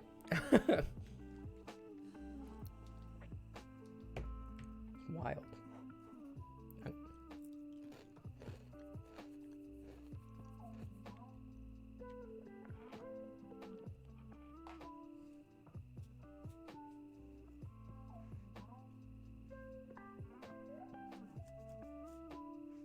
Yeah, honestly, what's wrong with Disneyland? I don't understand.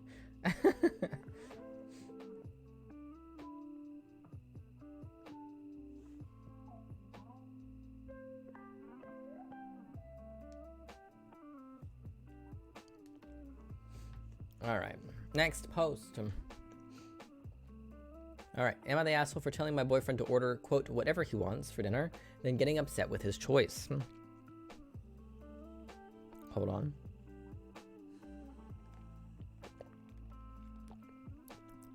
Let me put my throat real quick.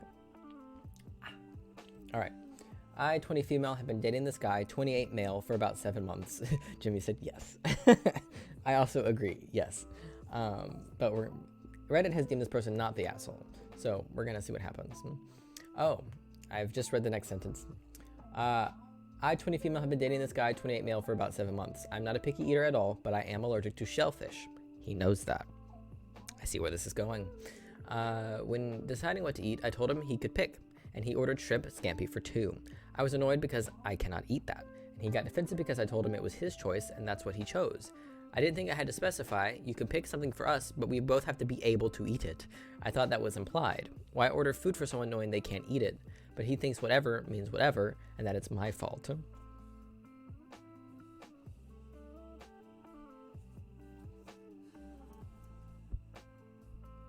Just don't date him anymore. He's too stupid. Yeah, he's just trying to kill her. Like, that's like dating someone with a deathly peanut allergy and saying, let's have PB&J for dinner, or let's go eat at Chick-fil-A where they cook everything in fucking peanut oil. Like, what? Like, saying, oh, you choose doesn't mean I suddenly am not allergic to anything anymore. What the fuck? Yeah, here's some peanut dust. Like, I don't, what the fuck? Am I the asshole? No. Just to clarify, we always take turns deciding where to eat and where to order. When we eat together a lot, so we know what the other person likes and doesn't eat. We usually decide for ourselves, like, you want to order from X place, get me Y, but at times we just have the other person order. Like, if one of us is running late or busy with something else. I was in the shower when he told me he was ordering Italian, so I just yelled for him to pick something. He's aware I can't eat shellfish, and he's aware shrimp are shellfish. And he was aware he was ordering for me as well, since he got 2 portions. Yeah, like, it would have been one thing if he ordered it for himself. But he got 2. Why couldn't he have just ordered her something else from the same place?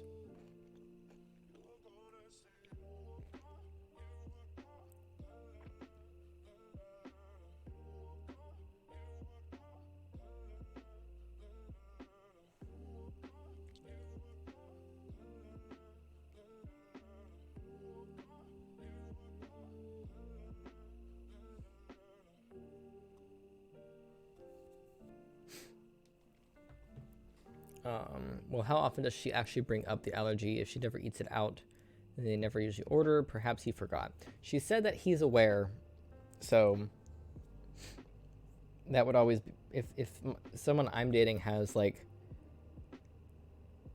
an allergy like that, a food allergy, I'm always gonna double check that, like, I'm not ordering something that's gonna trigger that food allergy, especially something like a peanut allergy where you don't always know if there's peanut stuff on it. Like Chick-fil-A, you wouldn't assume Chick-fil-A has peanut stuff on it because it's not peanuts, but they cook all their food in peanut oil, so it's all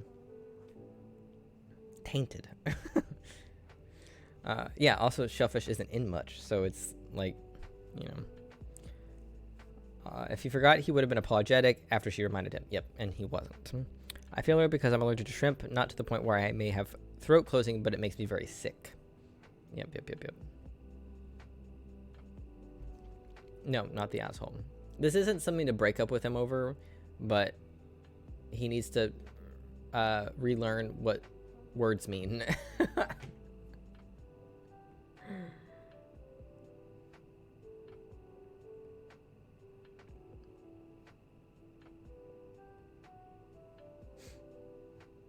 Sorry, I'm texting Max.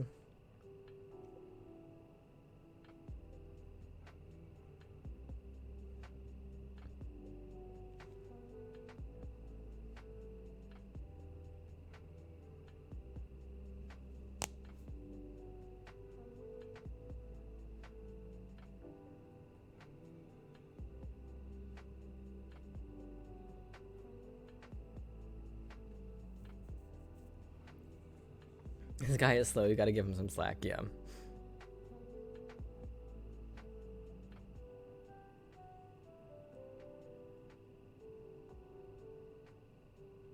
Have a good lunch.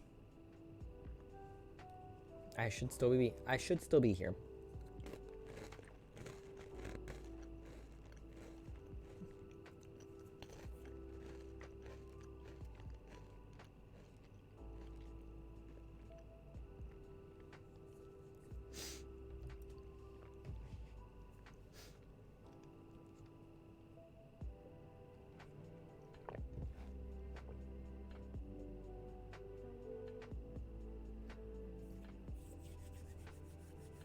Max says hi, by the way. No, just checking up on Max. Max has got COVID. So I was checking to see how they're feeling.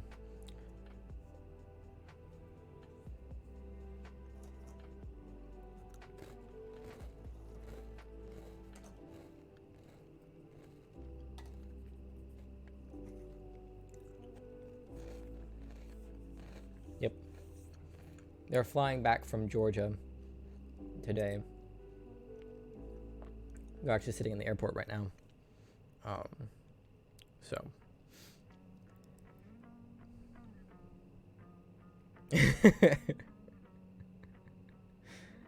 Sure, NMG. You're gonna have to remind us where you live, though, because I don't remember.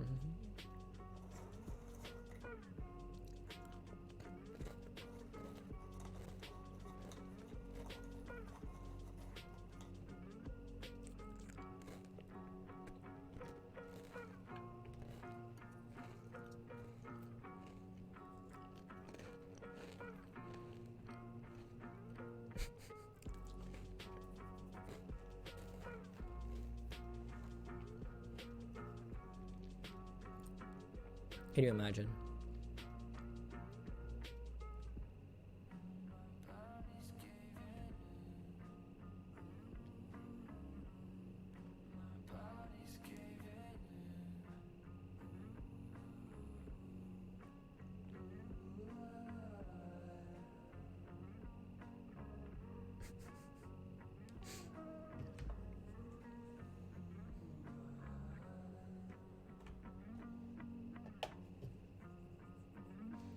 Not the asshole. If I was making a dinner choice and was given the option for whatever, A, I wouldn't even order anything remotely physically near shellfish, knowing it could seriously hurt you. B, consider what you like eating. I'm a little perplexed with his choices. I could get maybe he forgot you hated pickles or ketchup and didn't have those omitted, but something that can make you sick or possibly kill you? I don't know how someone forgets that at all. OP said, same. I know what foods my friends like and wouldn't intentionally make or order something they don't. Yeah. Florida, gross, passed a law that local councilpersons need to publicly declare a lot of stuff now, such as everything they own that's worth over $1,000, and basically now a lot of local councilpersons across the state have resigned.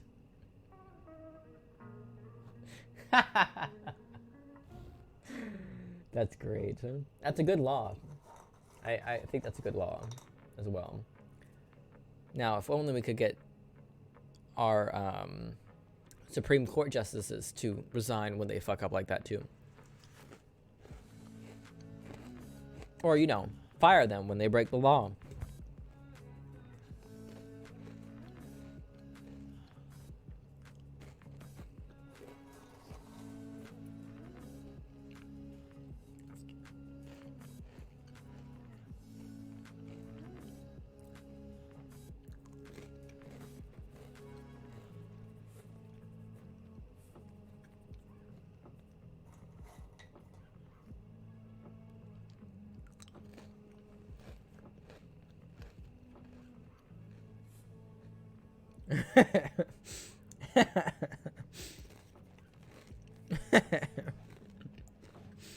Oops, hypocrisy. That was funny.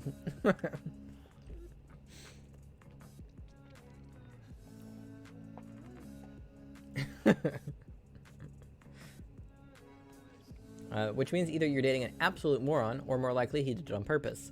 The fact that he will not apologize and shows no remorse for ordering something that would certainly endanger your health and leave you with nothing to eat is why I think it was the latter.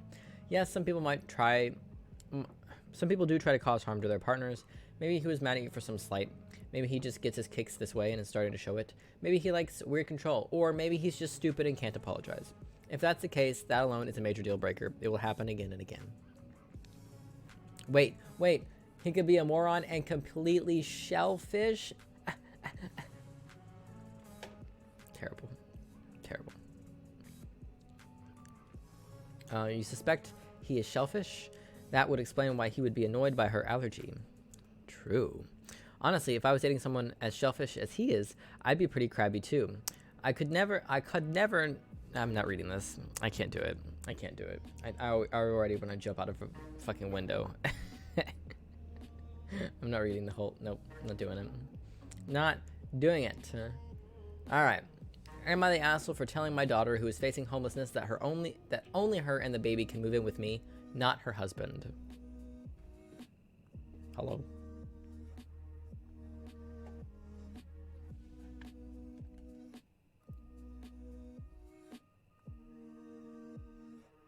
Hello? What is beeping?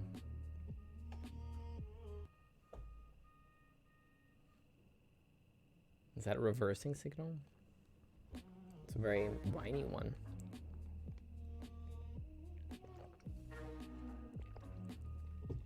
Ah! Sounds like a fucking alarm, like a morning alarm.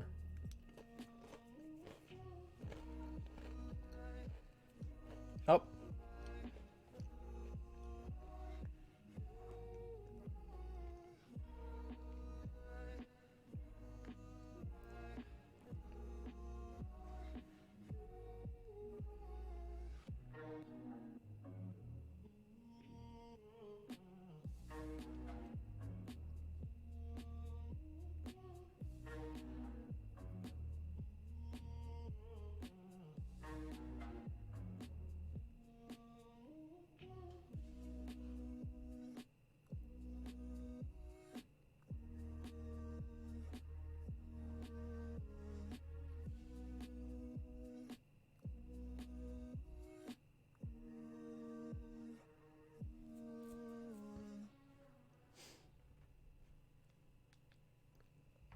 All right.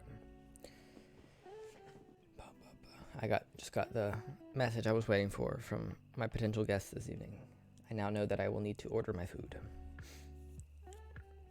which is good information to have. So I might end up ordering it sooner rather than later.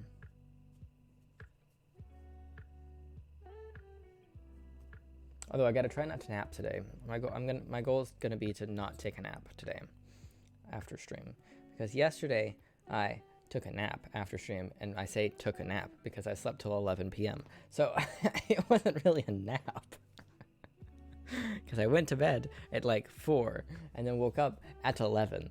So it was just sleep. It wasn't a nap. So then I've been up since then, and I slept for about 3 hours in there somewhere. I was actually able to fall asleep on the couch. I did take a nap then, because I finished round 1 of Lego and then sorted out the rest, and then I was kind of done for the night. I didn't really want to do anything else. I couldn't figure out what I wanted to watch while I built Lego, so I just kind of stopped. Like, nothing sounded interesting. No movies, no TV, none of it was really sparking an interest. So I was like, well, it's like almost 7 o'clock. I should try to get some sleep before the doctor's appointment. So I lay down, and because it's still dark out too, so that was nice. I curled up on the couch and took a little 3-hour nap, and then got up a few hours ago. But today, I want to try not to take a nap. And if I do take a nap, it will actually be a nap. It's not going to be a sleep. It's going to be an actual nap. So I can try to reacclimate my sleep cycle, because I got to go back to work on Thursday. So got tonight and tomorrow night, and then I'm back at work. So I got to get my sleep cycle back on track, because fuck.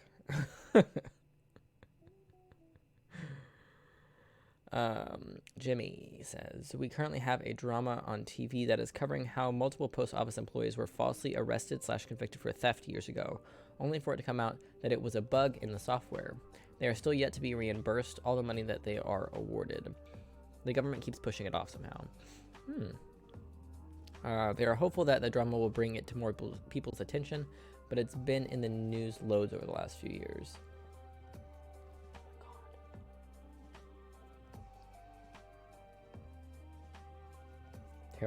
Terrible things are happening. The beeping is going to drive me nuts.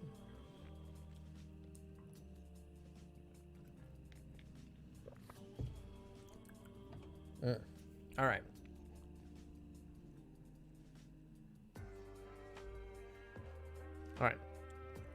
Am I the asshole for telling my daughter who is facing homelessness that only her and the baby can move in with me, not her husband? Cool. The husband has lived in their apartment for a number of years.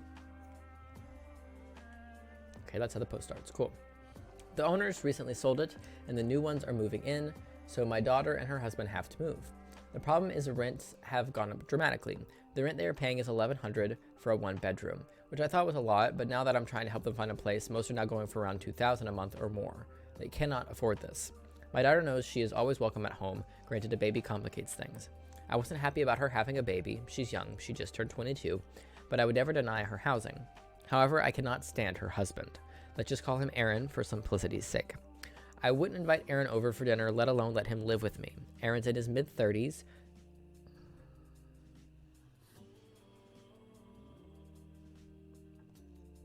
Yeah, I wouldn't like him either.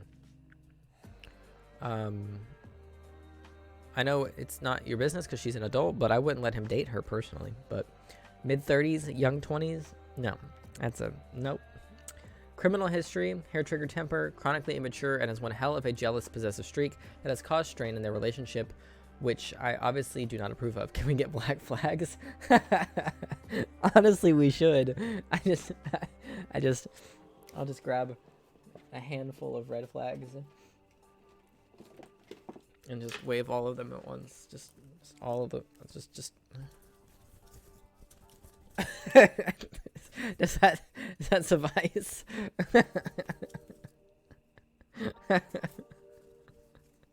I'm turned into air traffic control.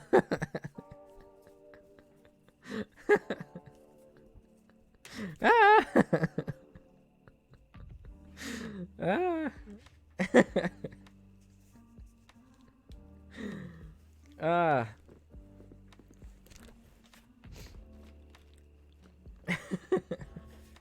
It's too bright, yeah.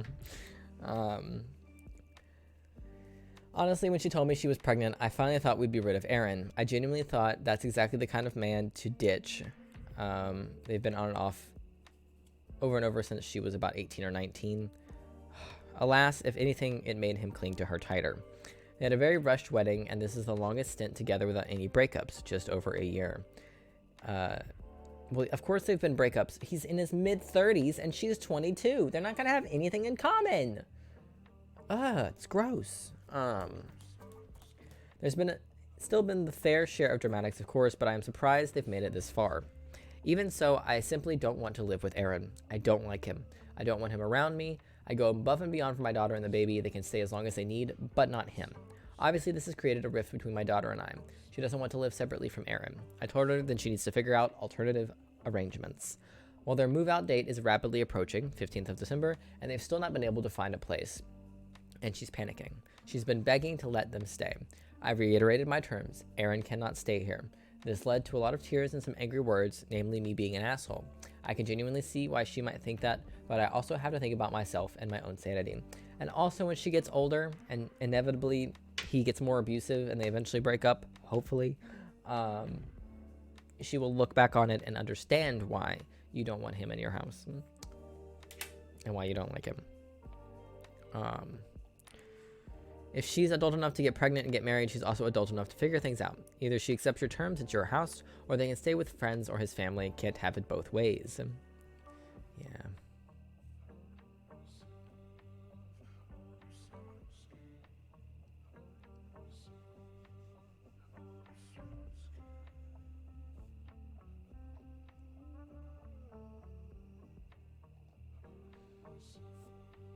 Yeah, not the asshole. He's a man who, in his 30s, who went after a teen. Gross. OP said my thoughts precisely. To be fair to Aaron, I suspect women his age are wise enough to steer clear. Yeah, that's generally part of the problem.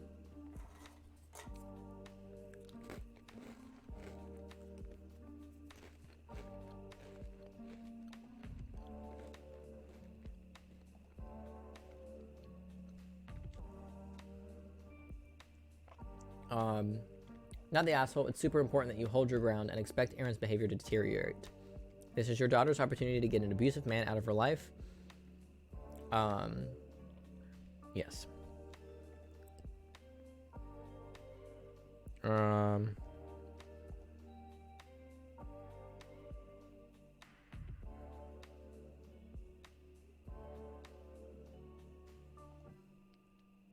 don't know.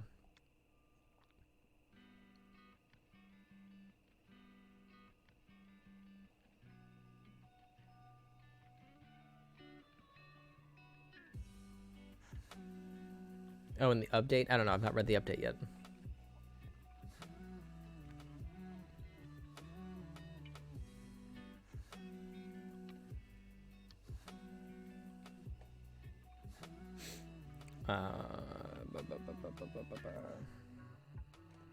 All right. We are going to read the update, though. All right.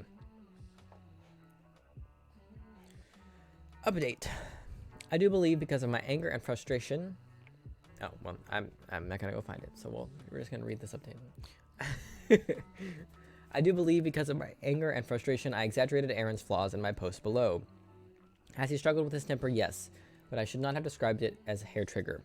I have never thought of him as dangerous. I have never feared for my daughter's safety nor my own. I also described him as jealous and possessive. While I do see some of those tendencies, he's never tried to restrict her movements or isolate her. She's always dealt with a tremendous amount of anxiety, particularly when it comes to social situations. As much as I loathe to admit it, in this regard, he's been a wonderful cheerleader. He could keep her at home where she feels most secure, but he truly does encourage her to get out and be adventurous. As for his criminal record, it's all below the age of 24. He has not been in trouble with the law since. It still makes me uncomfortable, but I can admit he's been stable, and all the time I've known him, he's had no issues holding down a job, paying his rent, etc. What bothers me the most is the age gap. I can't explain that away or change it. It is what it is. It makes me uncomfortable. With that said, people here keep saying he's a predator and a groomer, but I just don't see that. I could very well be blind/naive. For now, however, I will defend him in this regard. It's still creepy, dude. I'm sorry. It's still creepy. He was in his 30s going after a teenager. That's creepy. I don't give a fuck.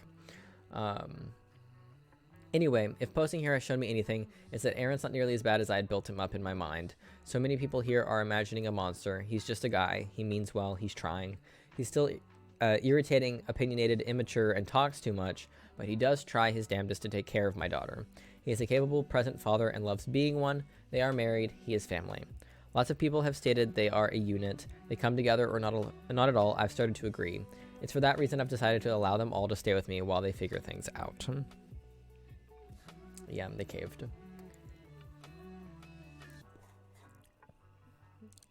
It is what it is.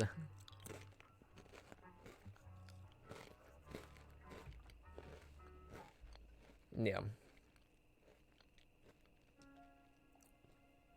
Abusive or not, it's a massive power dynamic. Or, sorry, power imbalance. That he is in his mid-30s and she's 22. And they've been dating since she was 18. That's gross. So.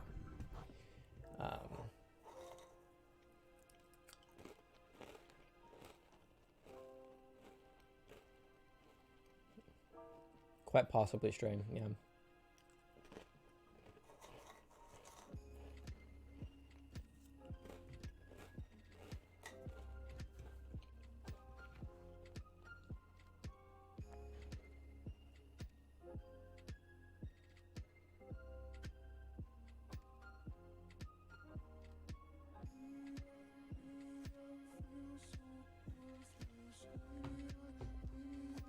Yeah, if you felt strongly enough to type all that out, then it wasn't out of nowhere. Yeah. They didn't have money for a new place. He doesn't have anywhere to stay cheap, so that's kind of tough to turn him down. Yeah, but sometimes you gotta stand firm on certain things.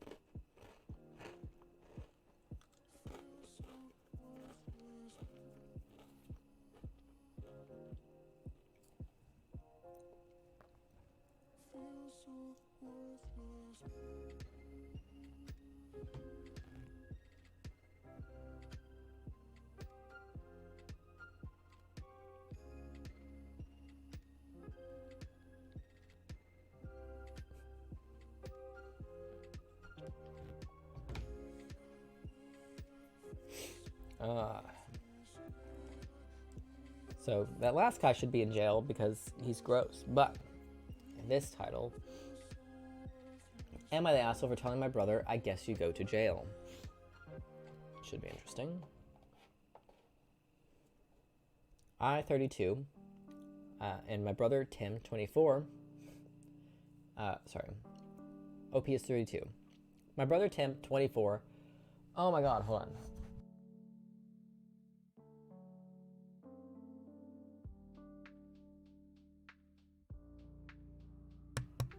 Okay. Sorry. I really needed to cough and sneeze.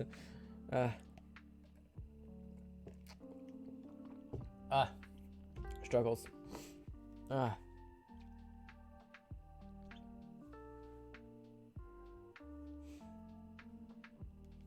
Alrighty.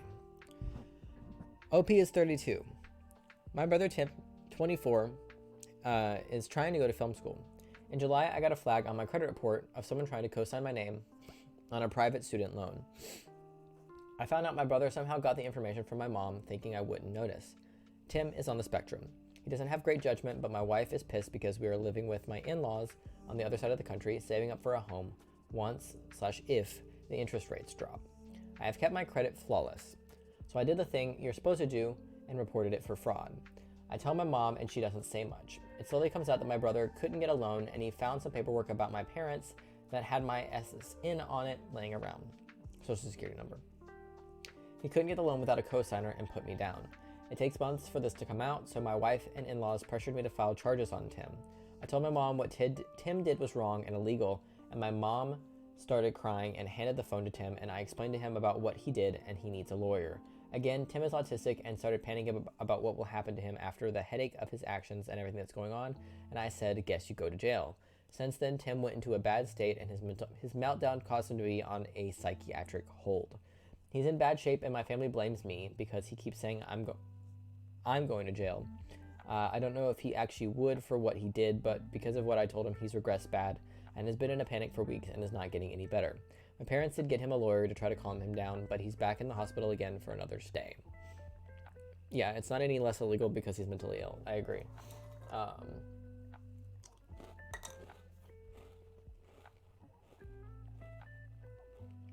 Not the asshole. Identity theft and fraud are serious crimes.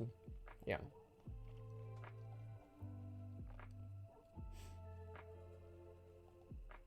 Agreed. Straight.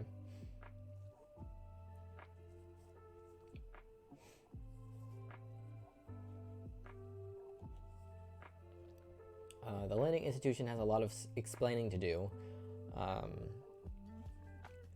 I was in lending and collections early in my career, but one rule we had then and that still exists is that co-signers must be spoken with privately so they fully understand their responsibilities and their identity must be verified. Obviously, your brother forged your signature, and the lender did a piss poor job of verification. Maybe your brother's autism mitigates his criminality somewhat, maybe, but the lender is culpable and you might have cause for action against them. Yeah.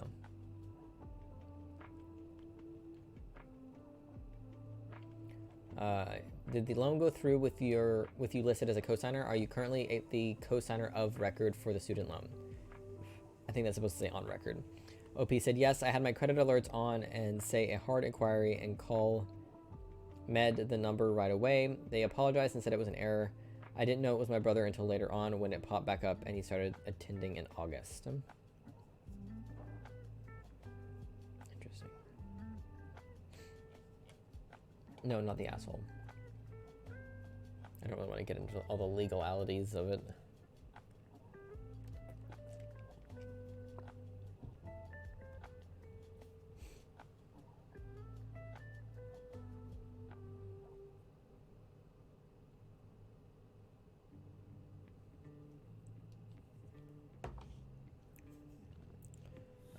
Stray said, my brother is also on the spectrum and would never have even considered doing something sus like that. So also, he's autistic and has bad judgment. It's no excuse for him being a selfish prick. Yeah, OP even said that he knows right from wrong. So it's not like, you know, NMG, as an autistic person, I find this complicated. I feel for him, honestly, I do think it would, at the very least, though, need to be talked about. You reading the comments, though, just made me realize signature. Yeah, that's a bridge too far. Yeah, exactly.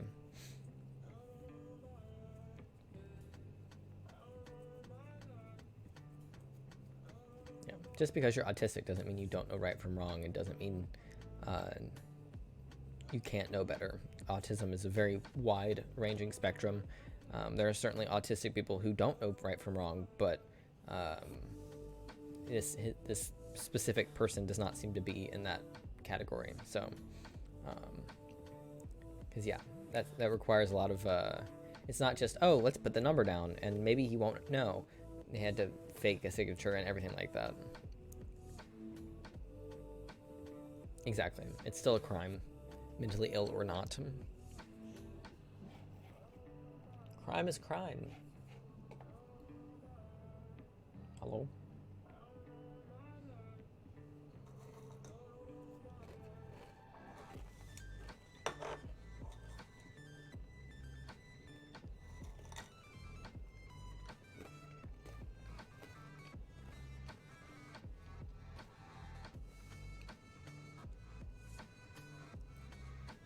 Let's see how long it's going to take food to get here.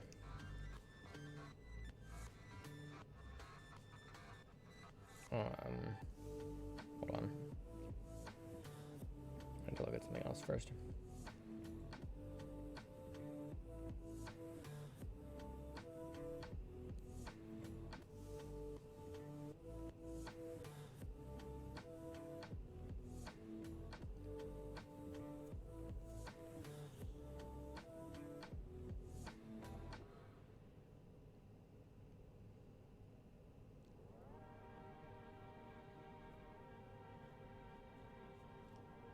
I'm supposed to get that money back.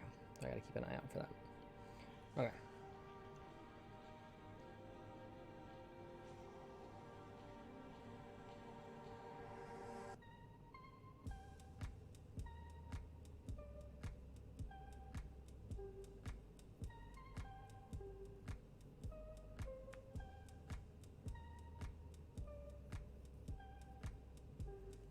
Oh, I didn't know they did a half and half themselves. So recently from Cane's, I've been ordering, and by recently I mean just the last time. Once, I've done it once. I got lemonade last time I was there, and then I drank half a lemonade and refilled it with the iced tea that I have in my fridge to essentially make half and half, and sort of stretch it a bit longer. But I didn't realize Cane's actually does half and half, so that's cool. Although I think it's better for me to do because I want the lemonade and then the half and half. So, do I want it with ice or without ice?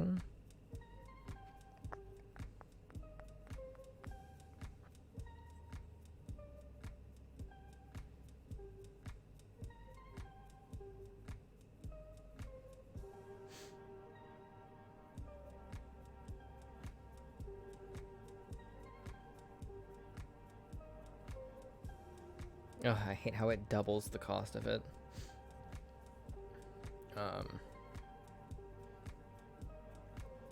To order it. Well, it more than doubles the cost of it after I tip the driver. Oh, it's terrible.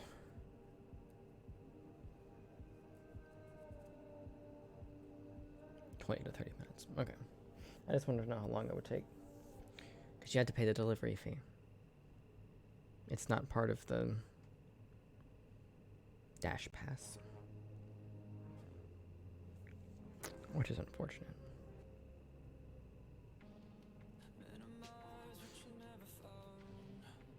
Which is why I've been ordering Taco Bell lately, because it's cheaper.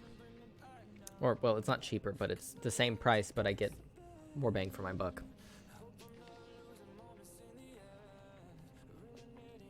Alrighty.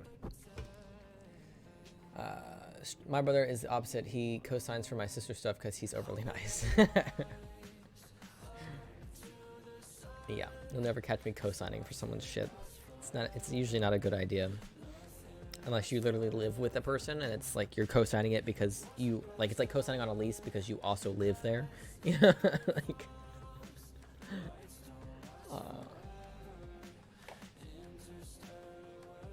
all right. Next post. Am I the asshole for laughing at my brother's girlfriend after she asked me why none of us like her? OP is a 20-year-old female. My brother, Mark, 23, has been with his girlfriend, 22, Jane, for a year. She's one of the most passive-aggressive, snarky people you will ever meet. Her middle name is Petty. The thing that caused our family to keep her at arm's length was when she got mad at our mom for accommodating our younger sister's autism and not force-feeding her as well as allowing her to read at the table, something that calms her down. She got on mom's ass for enabling quote, enabling entitled brat. Welcome back, Christian. Welcome back. Another example was when my mom reported Mark's decision to get the tattoo he'd been saving up for years. When mom supported Mark's decision. I can't read. I'm so sorry. Jane proceeded to call mom to complain that he made the deposit with his hard-earned saved money and had an appointment set. She told mom that wasn't going to allow this emotional incest anymore, and that she's happy to make an appointment for all of us for family therapy, as this enmeshment is making her uncomfortable. Did that paragraph make sense to anybody? Because it didn't make any sense to me.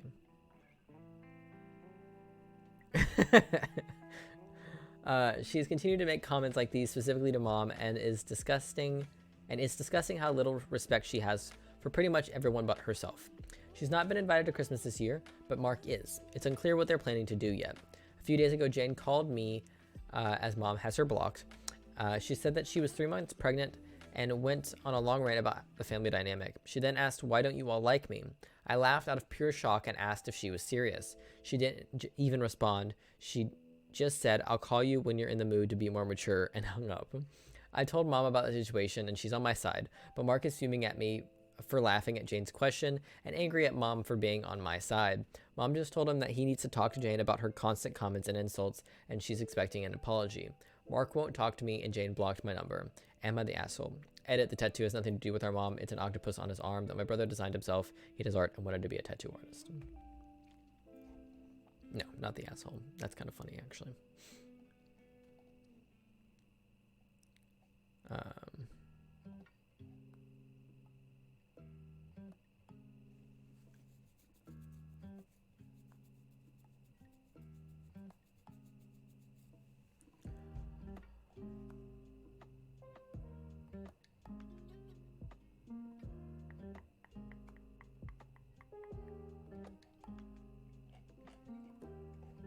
Next. Ooh, a short one. Am I the asshole for telling my parents to eat shit when they asked me to not let my stepsister have guys over anymore? I'm all for telling our parents to eat shit, so let's find out why. I, 24 male, got my own place last year. More recently, my stepsister, 24 female, moved in with me. It's been great having her here. We get along great, something we already know. She pulls her own weight, about ABD, plus living on your own can be pretty depressing sometimes, so that helps. I don't have any rules here for her since I want her to treat it like it's her house, too. None of that my house, my rules shit that a lot of people play. I hate it. Last weekend she had a guy over. Our other sister, 15 female, video called us. We video call every night or two, and heard someone over and must have told our parents after the call because mom mentioned us having guys over and how that's dangerous last time I saw her. Now, my mom, dad, brother, 22 male, are calling and texting, pestering me not to allow my stepsister to have guys over. I basically texted back, eat shit. She's a fucking adult and can have whoever she wants over at her own house. Am I the asshole? No. Also, you're a dude. Like, why are they like, you shouldn't have guys over? You're a guy too. I'm confused. Like... Yeah, he's a good brother. I agree. Your family can eat shit.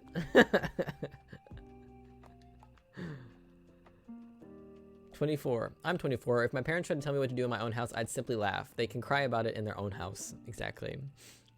Hard not to find it a bit funny. They're trying to tell a 24-year-old what to do. I think they're under the illusion that since this, quote, isn't her house, they still have control over her.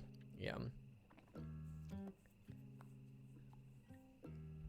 That's funny. They must be, or the thought process that you are an extension of themselves and therefore their rules. It's controlling and overbearing and weird. It seems like there's a reason she lives with you. OP said, yeah, we're waiting on our other sister to move in now. They can keep our brother. Betting they are narcissists and brother is the golden child. OP said, damn, what a bullseye on that one. Yeah, he's what they would call their only son. Wow. You make your village and let other brother live with your parents until they die. This is so easy. OP said, basically what I intend to do. Just gotta wait till the other sister can move, then we are set. They can support that fucker on their own. Love that. We love a coalition.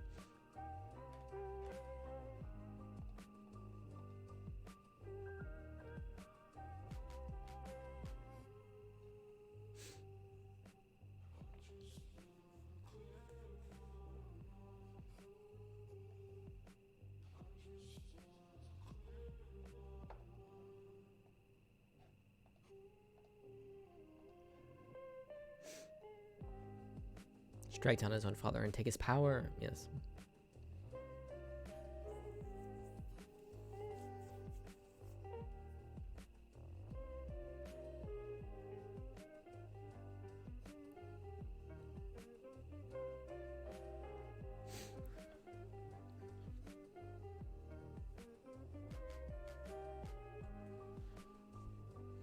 Oof, that's nasty. Dad put a camera in OP's room.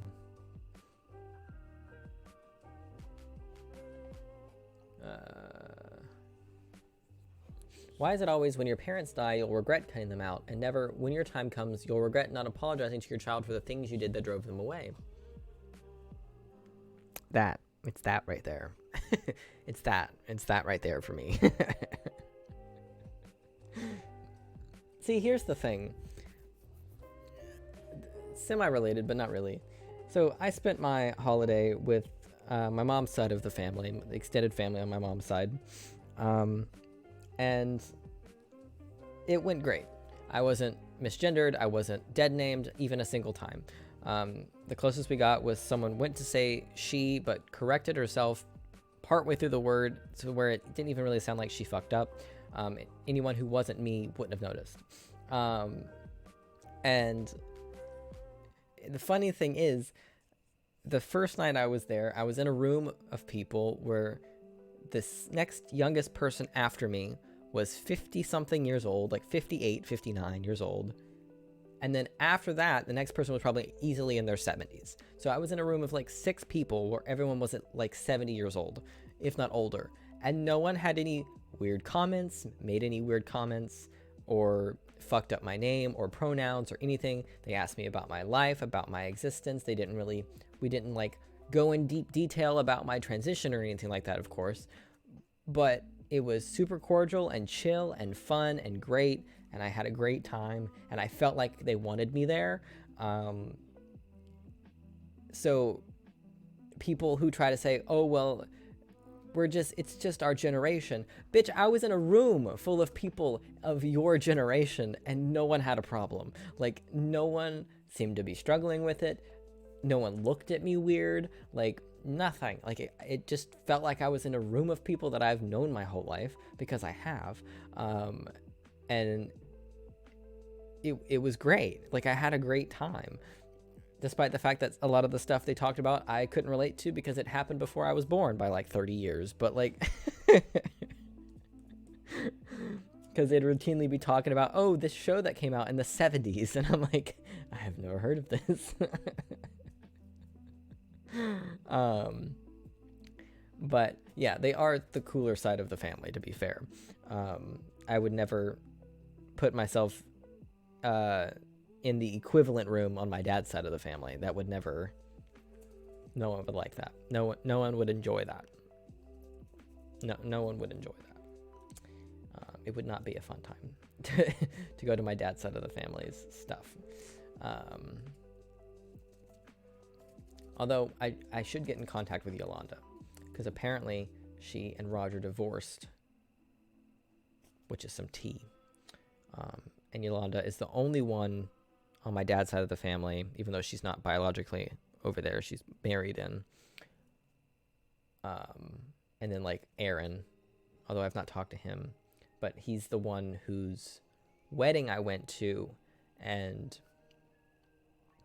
he let me bring Max before I wasn't out as a guy yet, but he was like, yeah, you should absolutely bring your partner, be gay. Thank you.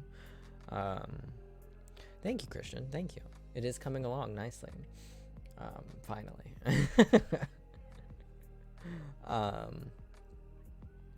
So yeah, dad's side of the family is a no-go. But hey, if depending on how many of them are still around next year, because like I said, they're all very old. Uh, Hopefully they last quite a while, because it was nice being in a room full of family and feeling like I was actually part of the family. Which is kind of sad that it's been so long, but it is what it is. But it was nice. It was really nice. I really enjoyed it, and it meant a lot. And I don't have a way to express that to them, how much it meant to me, because I'm not good at expressing my feelings and emotions. I never have been. And it's only been made worse since testosterone, because now it's hard to feel the feelings too. But, yeah. But anyways, the point of all that was they can do it. So why the fuck can't my own parents get their shit together?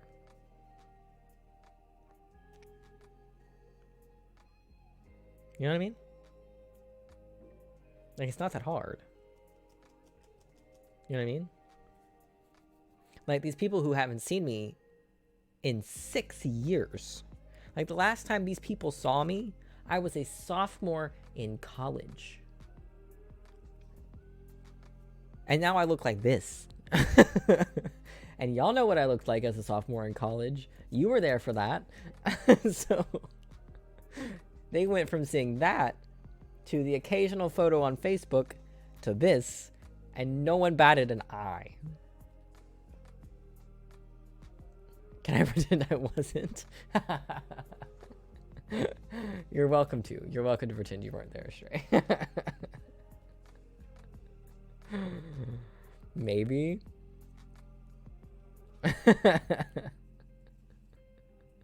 That seems about right, yeah.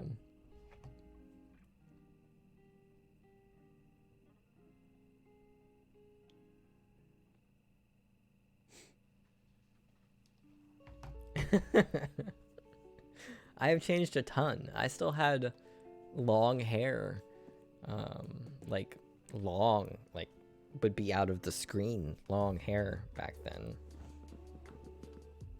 I was barely gay at the time. Barely out as gay, I should say.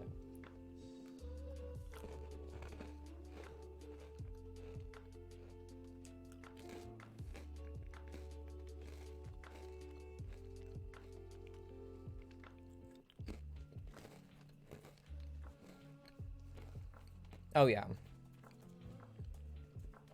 I keep my hair about shoulder length these days. It honestly needs a little bit of a cut. It's getting a little long. But I'm gonna let it grow out more and then chop more of it. Because when I put it up in a bun, it's got quite a lot that sticks out at the back. And that's usually how I kind of keep track of how long it is. Because I don't like a whole bunch of extra outside of the bun. So, the little man bun that I put it up in for work. True, I had baby voice. And today I have sick voice, so my voice is just a little bit deeper than usual. Not by a lot. Not as much as it was a couple days ago, but it's still definitely a little bit deeper. Because my vocal cords are still all raw and scratched up and sore from being sick.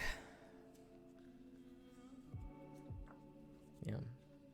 But the trip to Lexington will definitely be interesting. I do want to do that, regardless of the outcome. I don't know if it'll happen this month, though. Since I was sick, that kind of put me behind on money stuff. But the idea is just to drive out there, like, on Sunday. Is to, like, yeah, I do. I do sound vaguely like an early smoker. Which, honestly, I kind of like smoker voice sometimes. Like, some people's smoker voice is kind of fire, to be honest. The rasp of it is nice. But the idea for the trip to Lexington is to get off work on Sunday and start the drive out there. In theory, Libriana will go with me. So we can,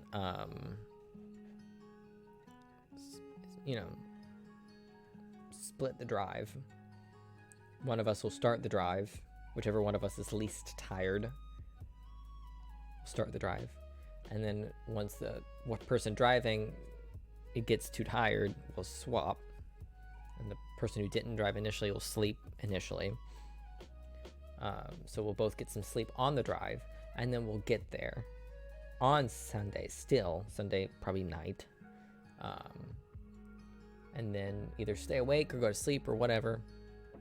And then have Monday and Tuesday, and then Wednesday night start the drive back.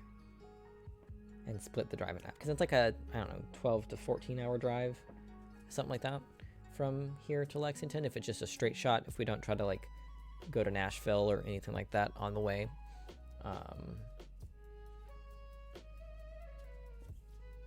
But it would be nice to see my sister, see her apartment, meet her kitty cat, maybe meet her boyfriend, maybe.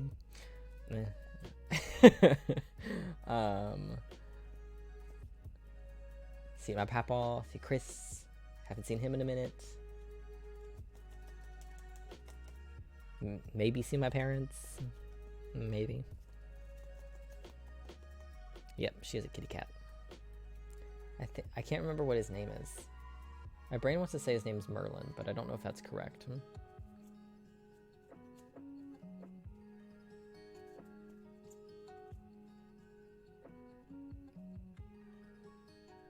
I'm not sure if I'm mixing up her cat with someone else's cat. That's definitely a possibility.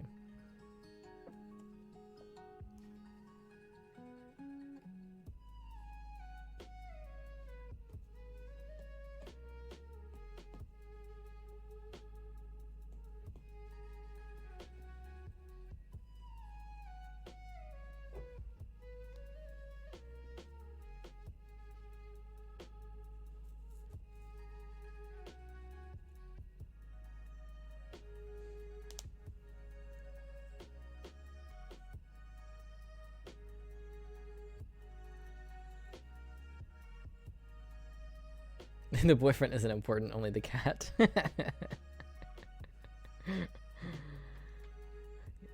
See your blood and then ask them to take you to Hooters. I've never been to a Hooters, so it would be a first time.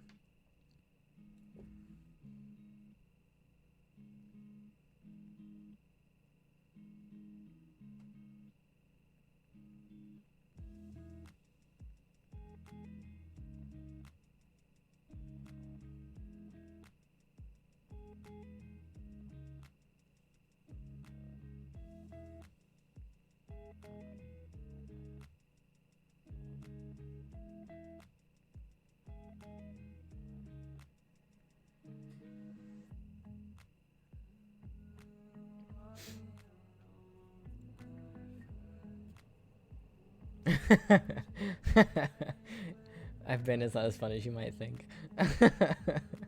Well, I don't think it would be fun. Like, the whole draw of Hooters is titties, and I don't give a fuck about titties. So there's not really a draw for me to go to Hooters. Like, is the food good? Like...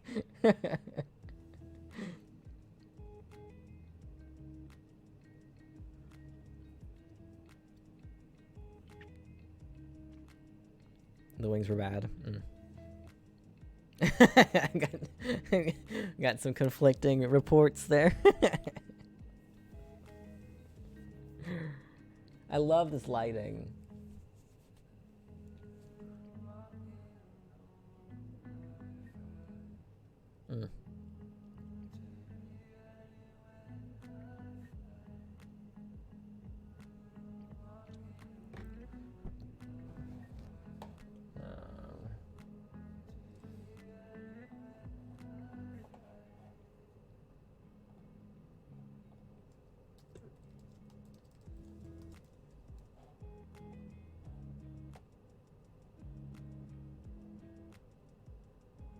They have burgers.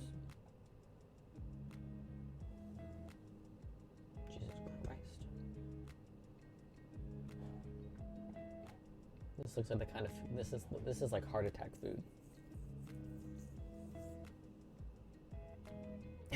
Jimmy, stop. They have fish and chips. Fish tacos.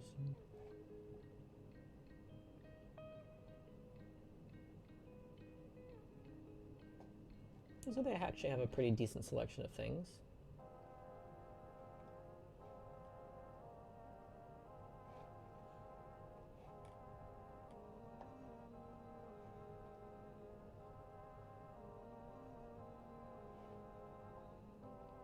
Why does she have a bump it in? She's got to bump it.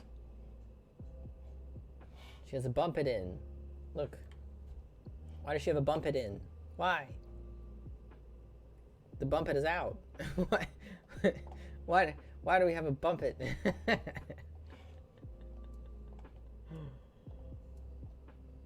Yeah, the draw is supposed to be scantily clad women and wings. Two things that I don't really care for all that much, so I've never been a wings guy. And you know how I feel about scantily clad women, so... Damn, she's tall. Alright.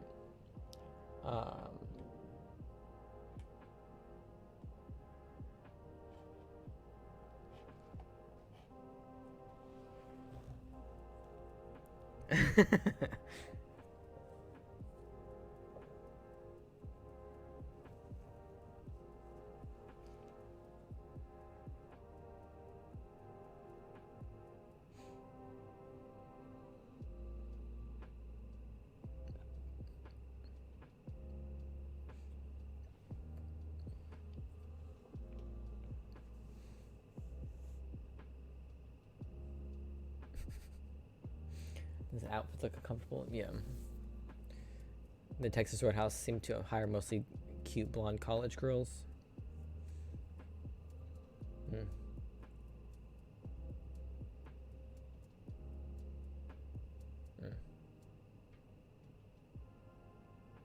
Like, when I go out to eat, I'm not going for eye candy. I'm going for food. Like, it's rare that I'm going anywhere or doing anything for food.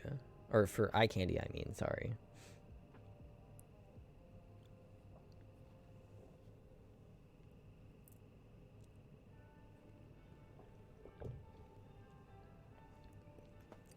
Some things, like rewatching Merlin, that I do for the eye candy. But it's a very short list of things.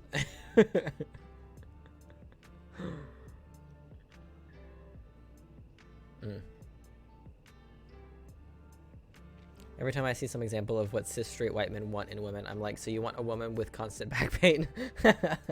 Right? Like, men have no idea what, like so many cishet men don't understand that big titty means back pain. Like, and the amount of titty that they want these women to have is ungodly.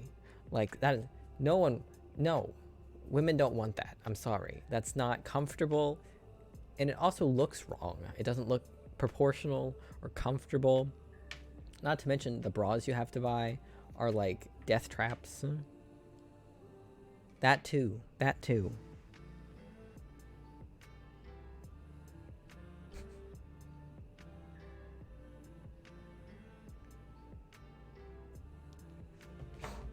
Like, big booba isn't necessarily a blessing. So.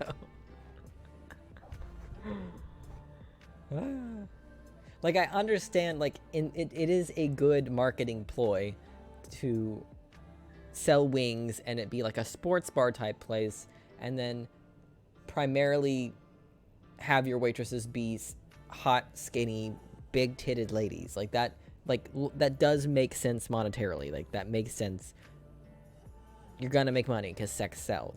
But, like, in this day and age, not so much.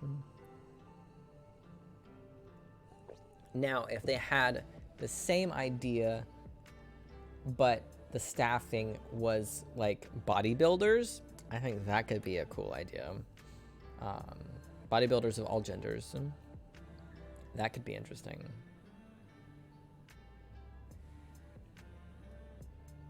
So we go see big muscle ladies. That would be, then I'd have a reason to go.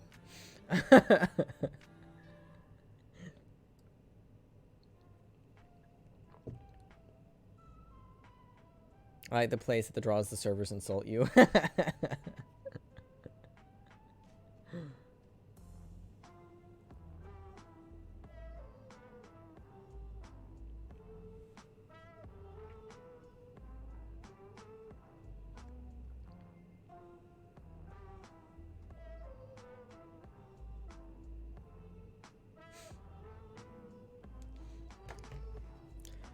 it was interesting because I was there because of my brother and his wife insisting on me going, and I just went there to just get food.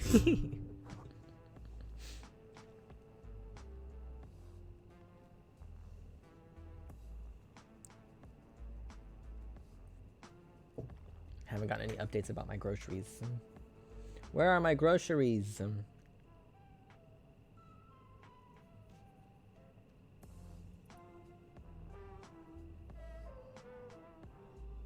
Oh, it's on its way.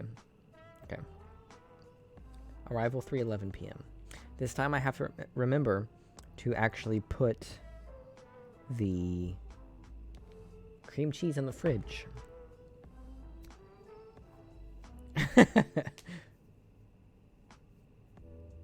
My family was scandalized I went to the titty restaurant. I went because I was told not to. It's the best reason to go.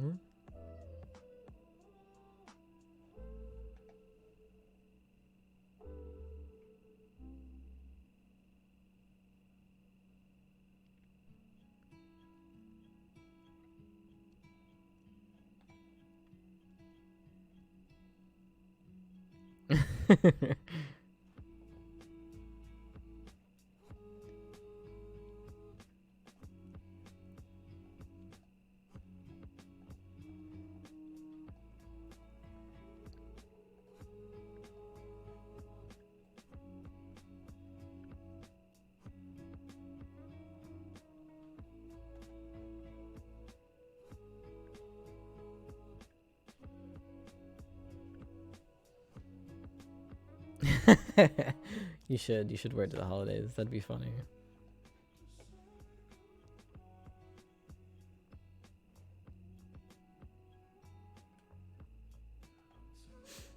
Alright, let's do a couple non-Am I the Asshole posts. I've pulled up a couple petty revenge stories.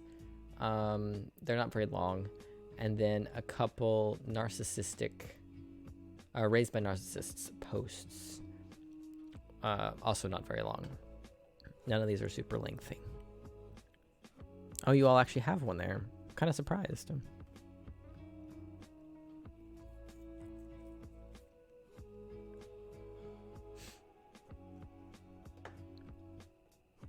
Kind of want to dip into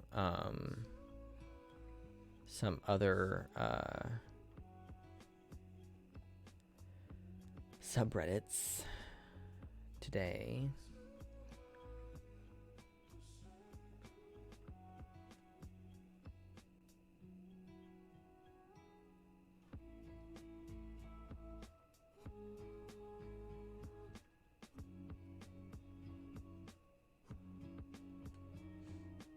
Yeah, what? I'm confused.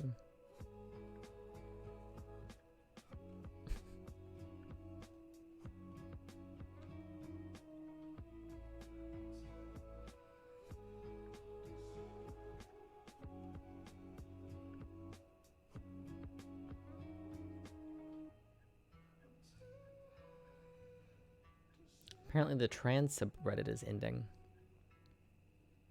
Interesting. Why?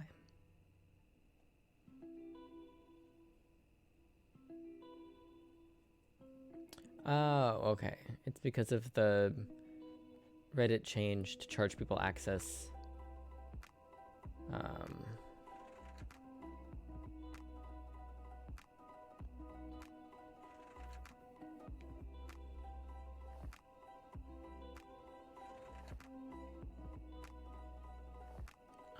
Okay.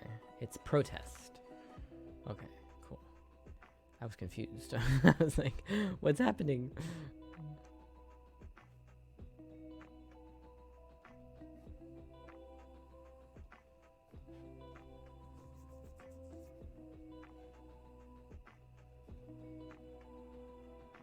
It seems that one is gone as well. Sad.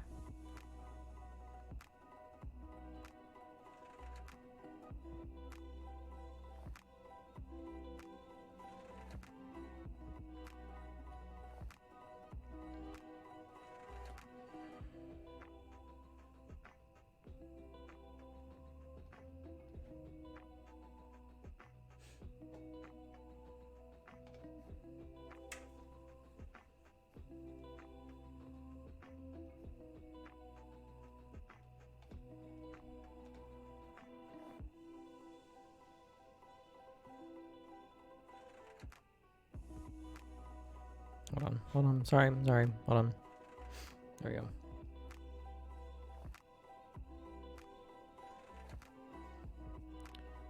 Goodbye, Christian.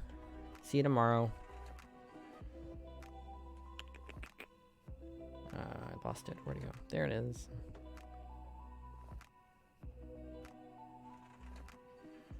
Alrighty. Back to the posts for just a little while longer. My eyeballs are getting tired. Okay. My daughter, this is from Raised by Narcissists. My daughter is sick for the first time, and I've hit another level of realization as to how toxic my childhood was. This is the first time my daughter has been sick as a toddler. We've had a few colds and a very mild round of COVID when she was a baby, but no stomach bug. It finally came for her. But you know what? There is no yelling when she throws up. I don't make her scared. I tell her it's going to be okay. I'm there. I rub her back, even if it means she's puking down my shirt. While she's lethargic on the couch, I'm not telling her she needs to get moving or asking relentlessly what's wrong with her. I tell her to rest as much as she needs while she cries and needs cuddles. I hold her tight and play with her hair. I'm not abandoning her with a puke bucket and water bottle on the couch while I retreat to the opposite side of the house. I'm next to her. I'm not leaving her side unless she wants to be alone. Fuck my parents, who are both nurses, by the way.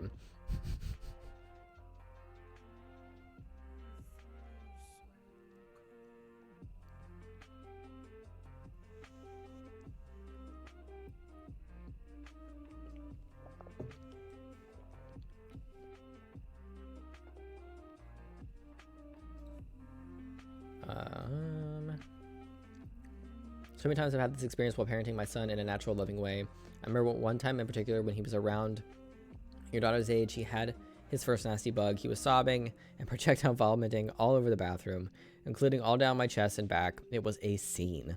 But I was there, covered in puke and calm as a cucumber, gently telling him it would all be okay, and I was here with him. That it was normal to be scared when our body does these strange things, that he would feel better once the vomit was out, and that we were going to have a nice warm rinse in the tub and get all cuddled up and rest. The sickness will pass. No anxiety, no shaming, no disgust, no blaming, just loving a sick kid and realizing how radically different his experience was compared to mine. I always comment on posts where Acons are asking whether to have kids. I always say that my son's birth was a ticket out of hell for me. This is a large part of the reason why parenting him showed me that there was never anything wrong with me. The problem was them.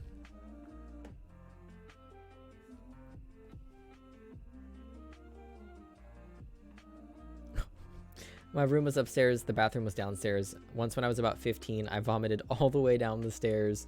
My mother made me clean it up. The haha was that the stairway got really hot and stuffy in the summer. Yeah, we smelled that mess for about 2 years. Prison almost sounds more comforting at that point.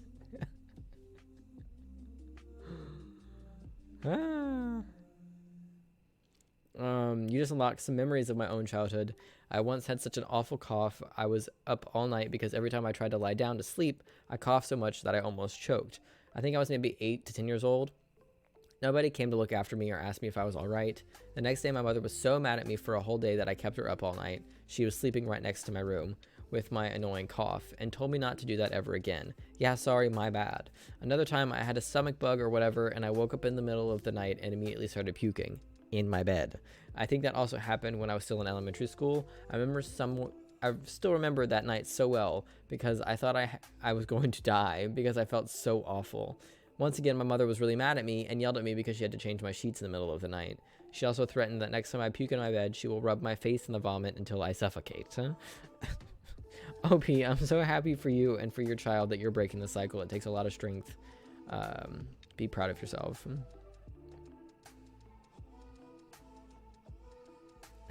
I like this comment. I had a pants wetting problem because I would wait too long to go to the bathroom. My mother would make me wear the wet underpants on my head as a punishment. Good times. Good times. All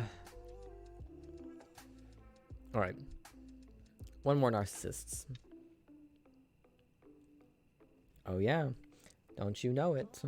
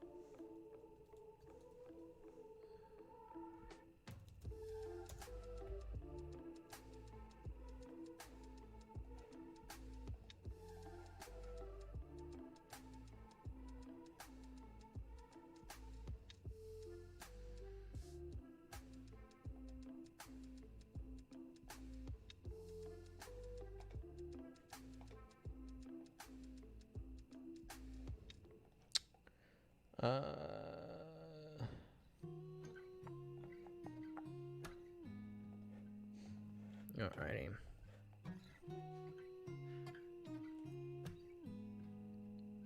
Alright. Dinner with grandparents left my son in tears. Rent/vent. Vant? Vent. Rent/vent. Rant vent.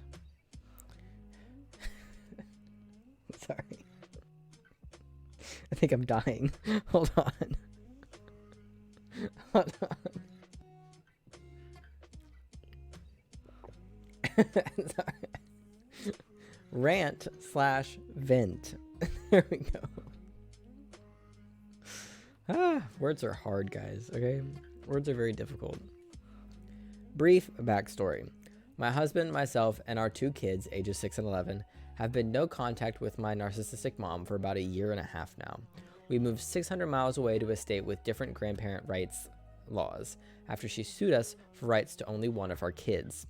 My relationship with my grandparents is strained because of my decision to go no contact with narcissistic mom, but I was trying not to cut them out of our lives. They never miss an opportunity to let me know that they think I'm a piece of shit for cutting contact with their righteous daughter, but so far had been fine in the presence of my kids until last night. We came in town to visit some other family and friends for the holidays and met up with my grandparents last night for dinner. My husband and I have told them over and over again that they are to keep their relationship with our children about themselves and the kids, and not to bring up narcissistic mom to them. It isn't my children's burden to carry and leave them out of it. We didn't ever 100% trust that they would be able to abide by that, so we are always present when they are visiting with our kids. They've been doing a decent job at begrudgingly sticking to those boundaries. So we're at dinner and my grandmother turns to my oldest and informs him that my mom's 2 cats have died. She says that one of them was just old, but the other had a cancerous tumor on his back that got huge and eventually killed him. She just blurted this out before I could stop her. My son immediately looked absolutely devastated. She then shows him a picture of the cat and its tumor and tells him that it was taken the day he died. She said it all so fast before my brain even realized what was happening, and I just couldn't react quickly enough to stop it from happening. My husband immediately takes our son, who is trying so hard to hide the fact that he is not bawling, outside to console him. Now, we should have just left at that point. Unfortunately, we did not. Yeah, apparently, Stray. Dinner ends, and they're telling the kids bye and whatnot when I see my grandmother pull my oldest one aside and whisper something to him. He walks away, and I can again tell that he's really upset. I ask him what she said to him, and he starts bawling again and she says that Gaga, which he used to call narcissistic mom, loves me and really misses me and is really sad you guys won't let them see me. I spend the next 20 to 30 minutes in the car just holding him and apologizing to him for her behavior while he sobs. I am boiling inside. But obviously my first priority is to try to piece him back together. I didn't have the chance to say anything to her about everything that she said and did, and absolutely how incredibly inappropriate it was. I'm not going to go off on her in front of the kids and upset them more, but God, I wanted to lose my ever-loving shit on her. So yeah, I don't have any questions. I just needed to fucking vent before I lose my mind. Needless to say, we will not be seeing grandmother anymore. My family sucks. Narcissistic family members.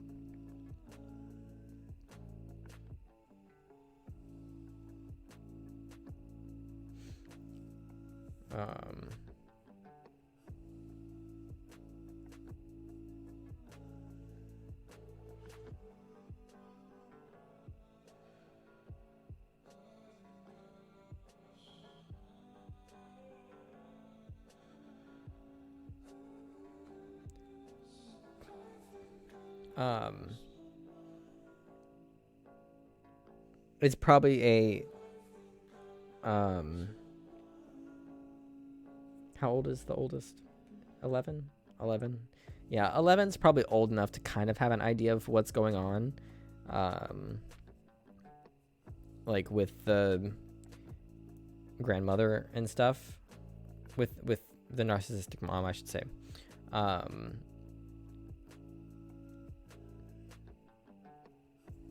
But yeah, she doesn't really explain why, like what his perspective is in that. So I'm not sure.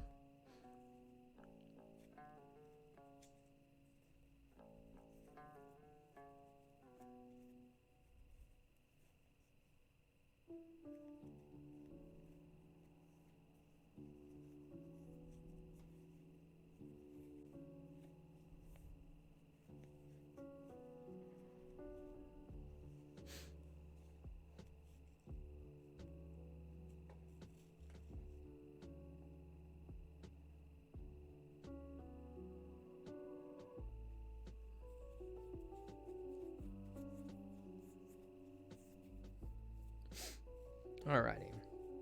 These next two are from Petty Revenge. I'm almost out of drink.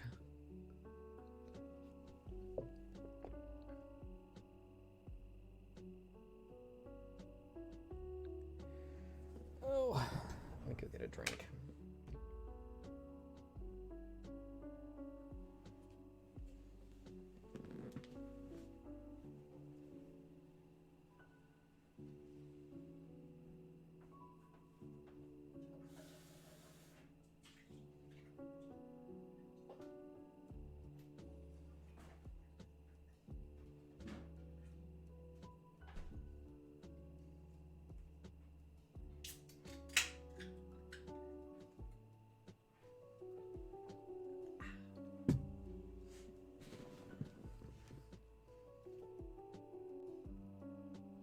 Oh, cool.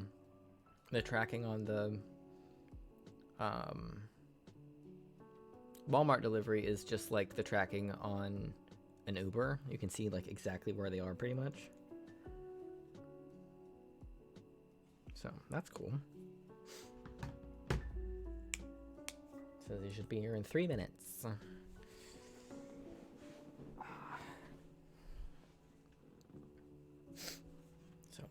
probably read this next post and then go up and get it. Alrighty. We'll probably actually call it after these next two posts.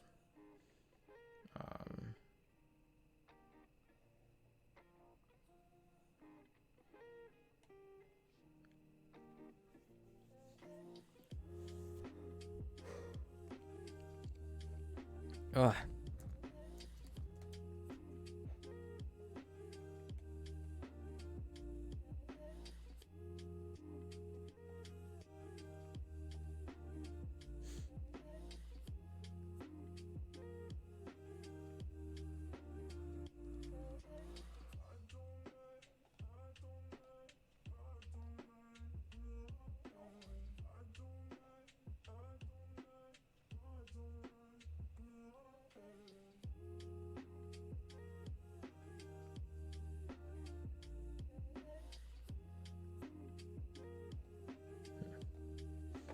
Alright. Petty Revenge. Dressed overly casual at a designer store so that the rude sales rep wouldn't get commission. I don't typically buy a lot of designer clothing, but when I do go shopping, I dress pretty casually. Last week I was strolling through the mall and there was a designer backpack on display that caught my attention. I went inside the store wearing a hoodie and ripped jeans and went to inquire about the price of the backpack. I waited around 10 minutes for someone to help me until I decided to go up to one of the sales representatives myself. She told me to wait because she was helping another customer, so I sat down and waited. I saw her in the corner of the store just standing, not doing anything. I decided to wait another 5 minutes for her to come back, but she never did. I walked back up to her and told her I wanted to inquire about the backpack. I asked her if she could bring one from the back room so I could take a closer look at it. She told me that she wouldn't be able to do that unless I was planning on purchasing the item. She seemed annoyed with my request. Before I could say anything else, she quickly walked away to help another customer. I'm quite young, 25 female, and I could tell she didn't think I was serious about purchasing it and didn't want to waste her time. I would have actually purchased it then and there if she hadn't been so dismissive. I just got a text about it being out for delivery. That's funny. All right. A few days later, I went back into the store. This time I made sure to dress even more casually than before. I walked in a pair of sweatpants, running shoes, a tank top, and a zip-up. The same lady was working that day and turned her back to me as soon as I walked in. I went up to one of the other sales reps, this guy was younger, smiling and seemed eager to help, and told him I wanted to purchase the backpack, and he gladly went inside and got it for me. He even asked if I'd like to take a look at it before buying. I thanked him and he checked me out. The store manager was also by the cash register, and I let him know that I came in last week and that the lady wouldn't let me see the product before purchasing it. He was upset to hear this and told me this wasn't the first time he had received a complaint about her. The item was a few grand, and all the commission went toward the junior. He was so kind and grateful. She avoided eye contact with me after she got told off by her manager, and I smiled at her as I walked out of the store. Don't judge a book by its cover. $1,000. A few grand for a backpack. Oh my god. A few grand for a backpack. Jesus. I used to work in a music shop in the mid-90s. My department was electronic music, so I was selling keyboards, mixers, software, that sort of thing. One slow day, this older dude comes in, long straggly hair, single beat-up cargo shorts that sort of looked like they'd seen better days, and flip-flops. The guitar sales team were all fucking around in the amp room and were uninterested in helping the guy. Now, I don't play guitar, but I knew a fair bit about them, and I don't mind a chat, so I got talking with him, and I helped him choose several guitars to try based on his style, including a 7K vintage Fender. I wasn't expecting anything to come of it, but after a few minutes of playing, he decided he liked the Fender, and we rang up the deal, which he had zero trouble paying for. I got a fat commission, but I also got reprimanded for sailing outside of my department. Nice.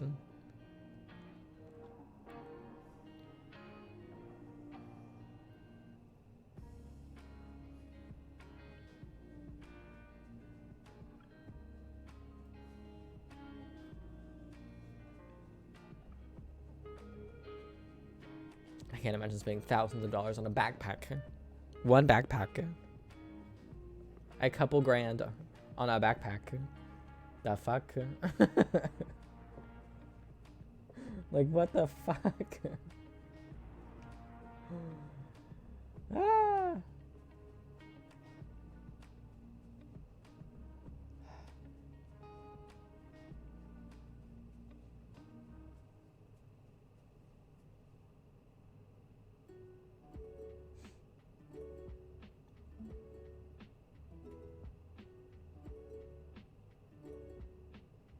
I have to keep in mind if they ever seal up the driveway, or not for if they ever do, for when they seal up the driveway, so people aren't able to just drive in anymore. I'll have to change how they deliver my stuff, because right now they can just pull up and drop it right outside my door at the top of the stairs, but normally they can't get in there because there's a gate. So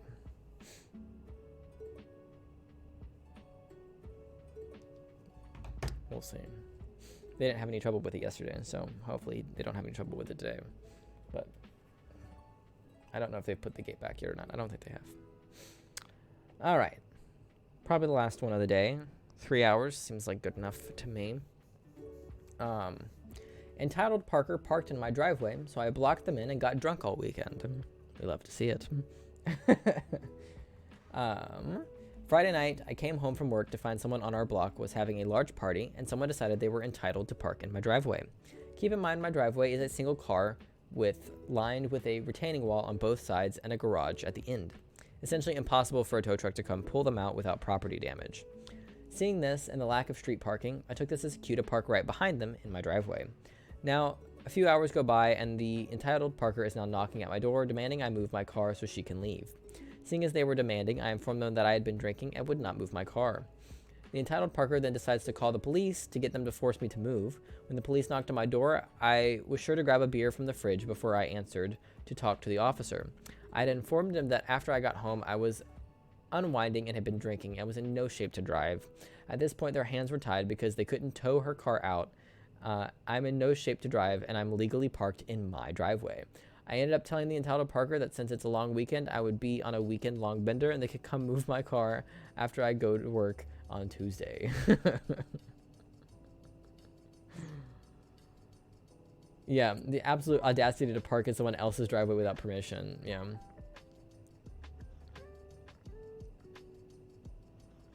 It'd be extra hilarious if OP actually worked from home. Hello, police. I trespassed on someone's private property by parking my vehicle up their driveway. Now they've parked behind me and won't let me out. I'm the victim here. I demand you come and punish them. Yeah.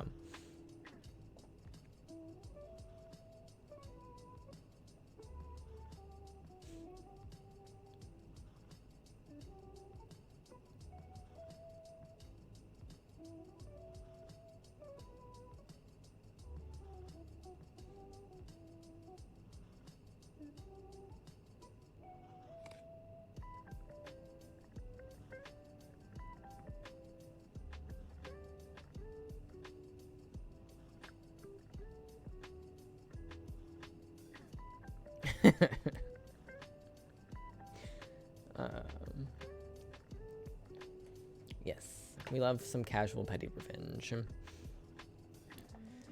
Alrighty, I think that'll do it for today. A good little 3 hours. My groceries are here. I might take that nap that I said I wasn't gonna take because I'm tired. We'll see. But yeah, thanks for hanging out. I'll see y'all tomorrow. We might do more of this tomorrow. We might play game. I don't know. We'll find out when tomorrow happens. But I should be streaming tomorrow. I'll keep y'all updated. Thanks for hanging out with me for our first Reddit stream of the year. And I'll see you next time. Bye-bye.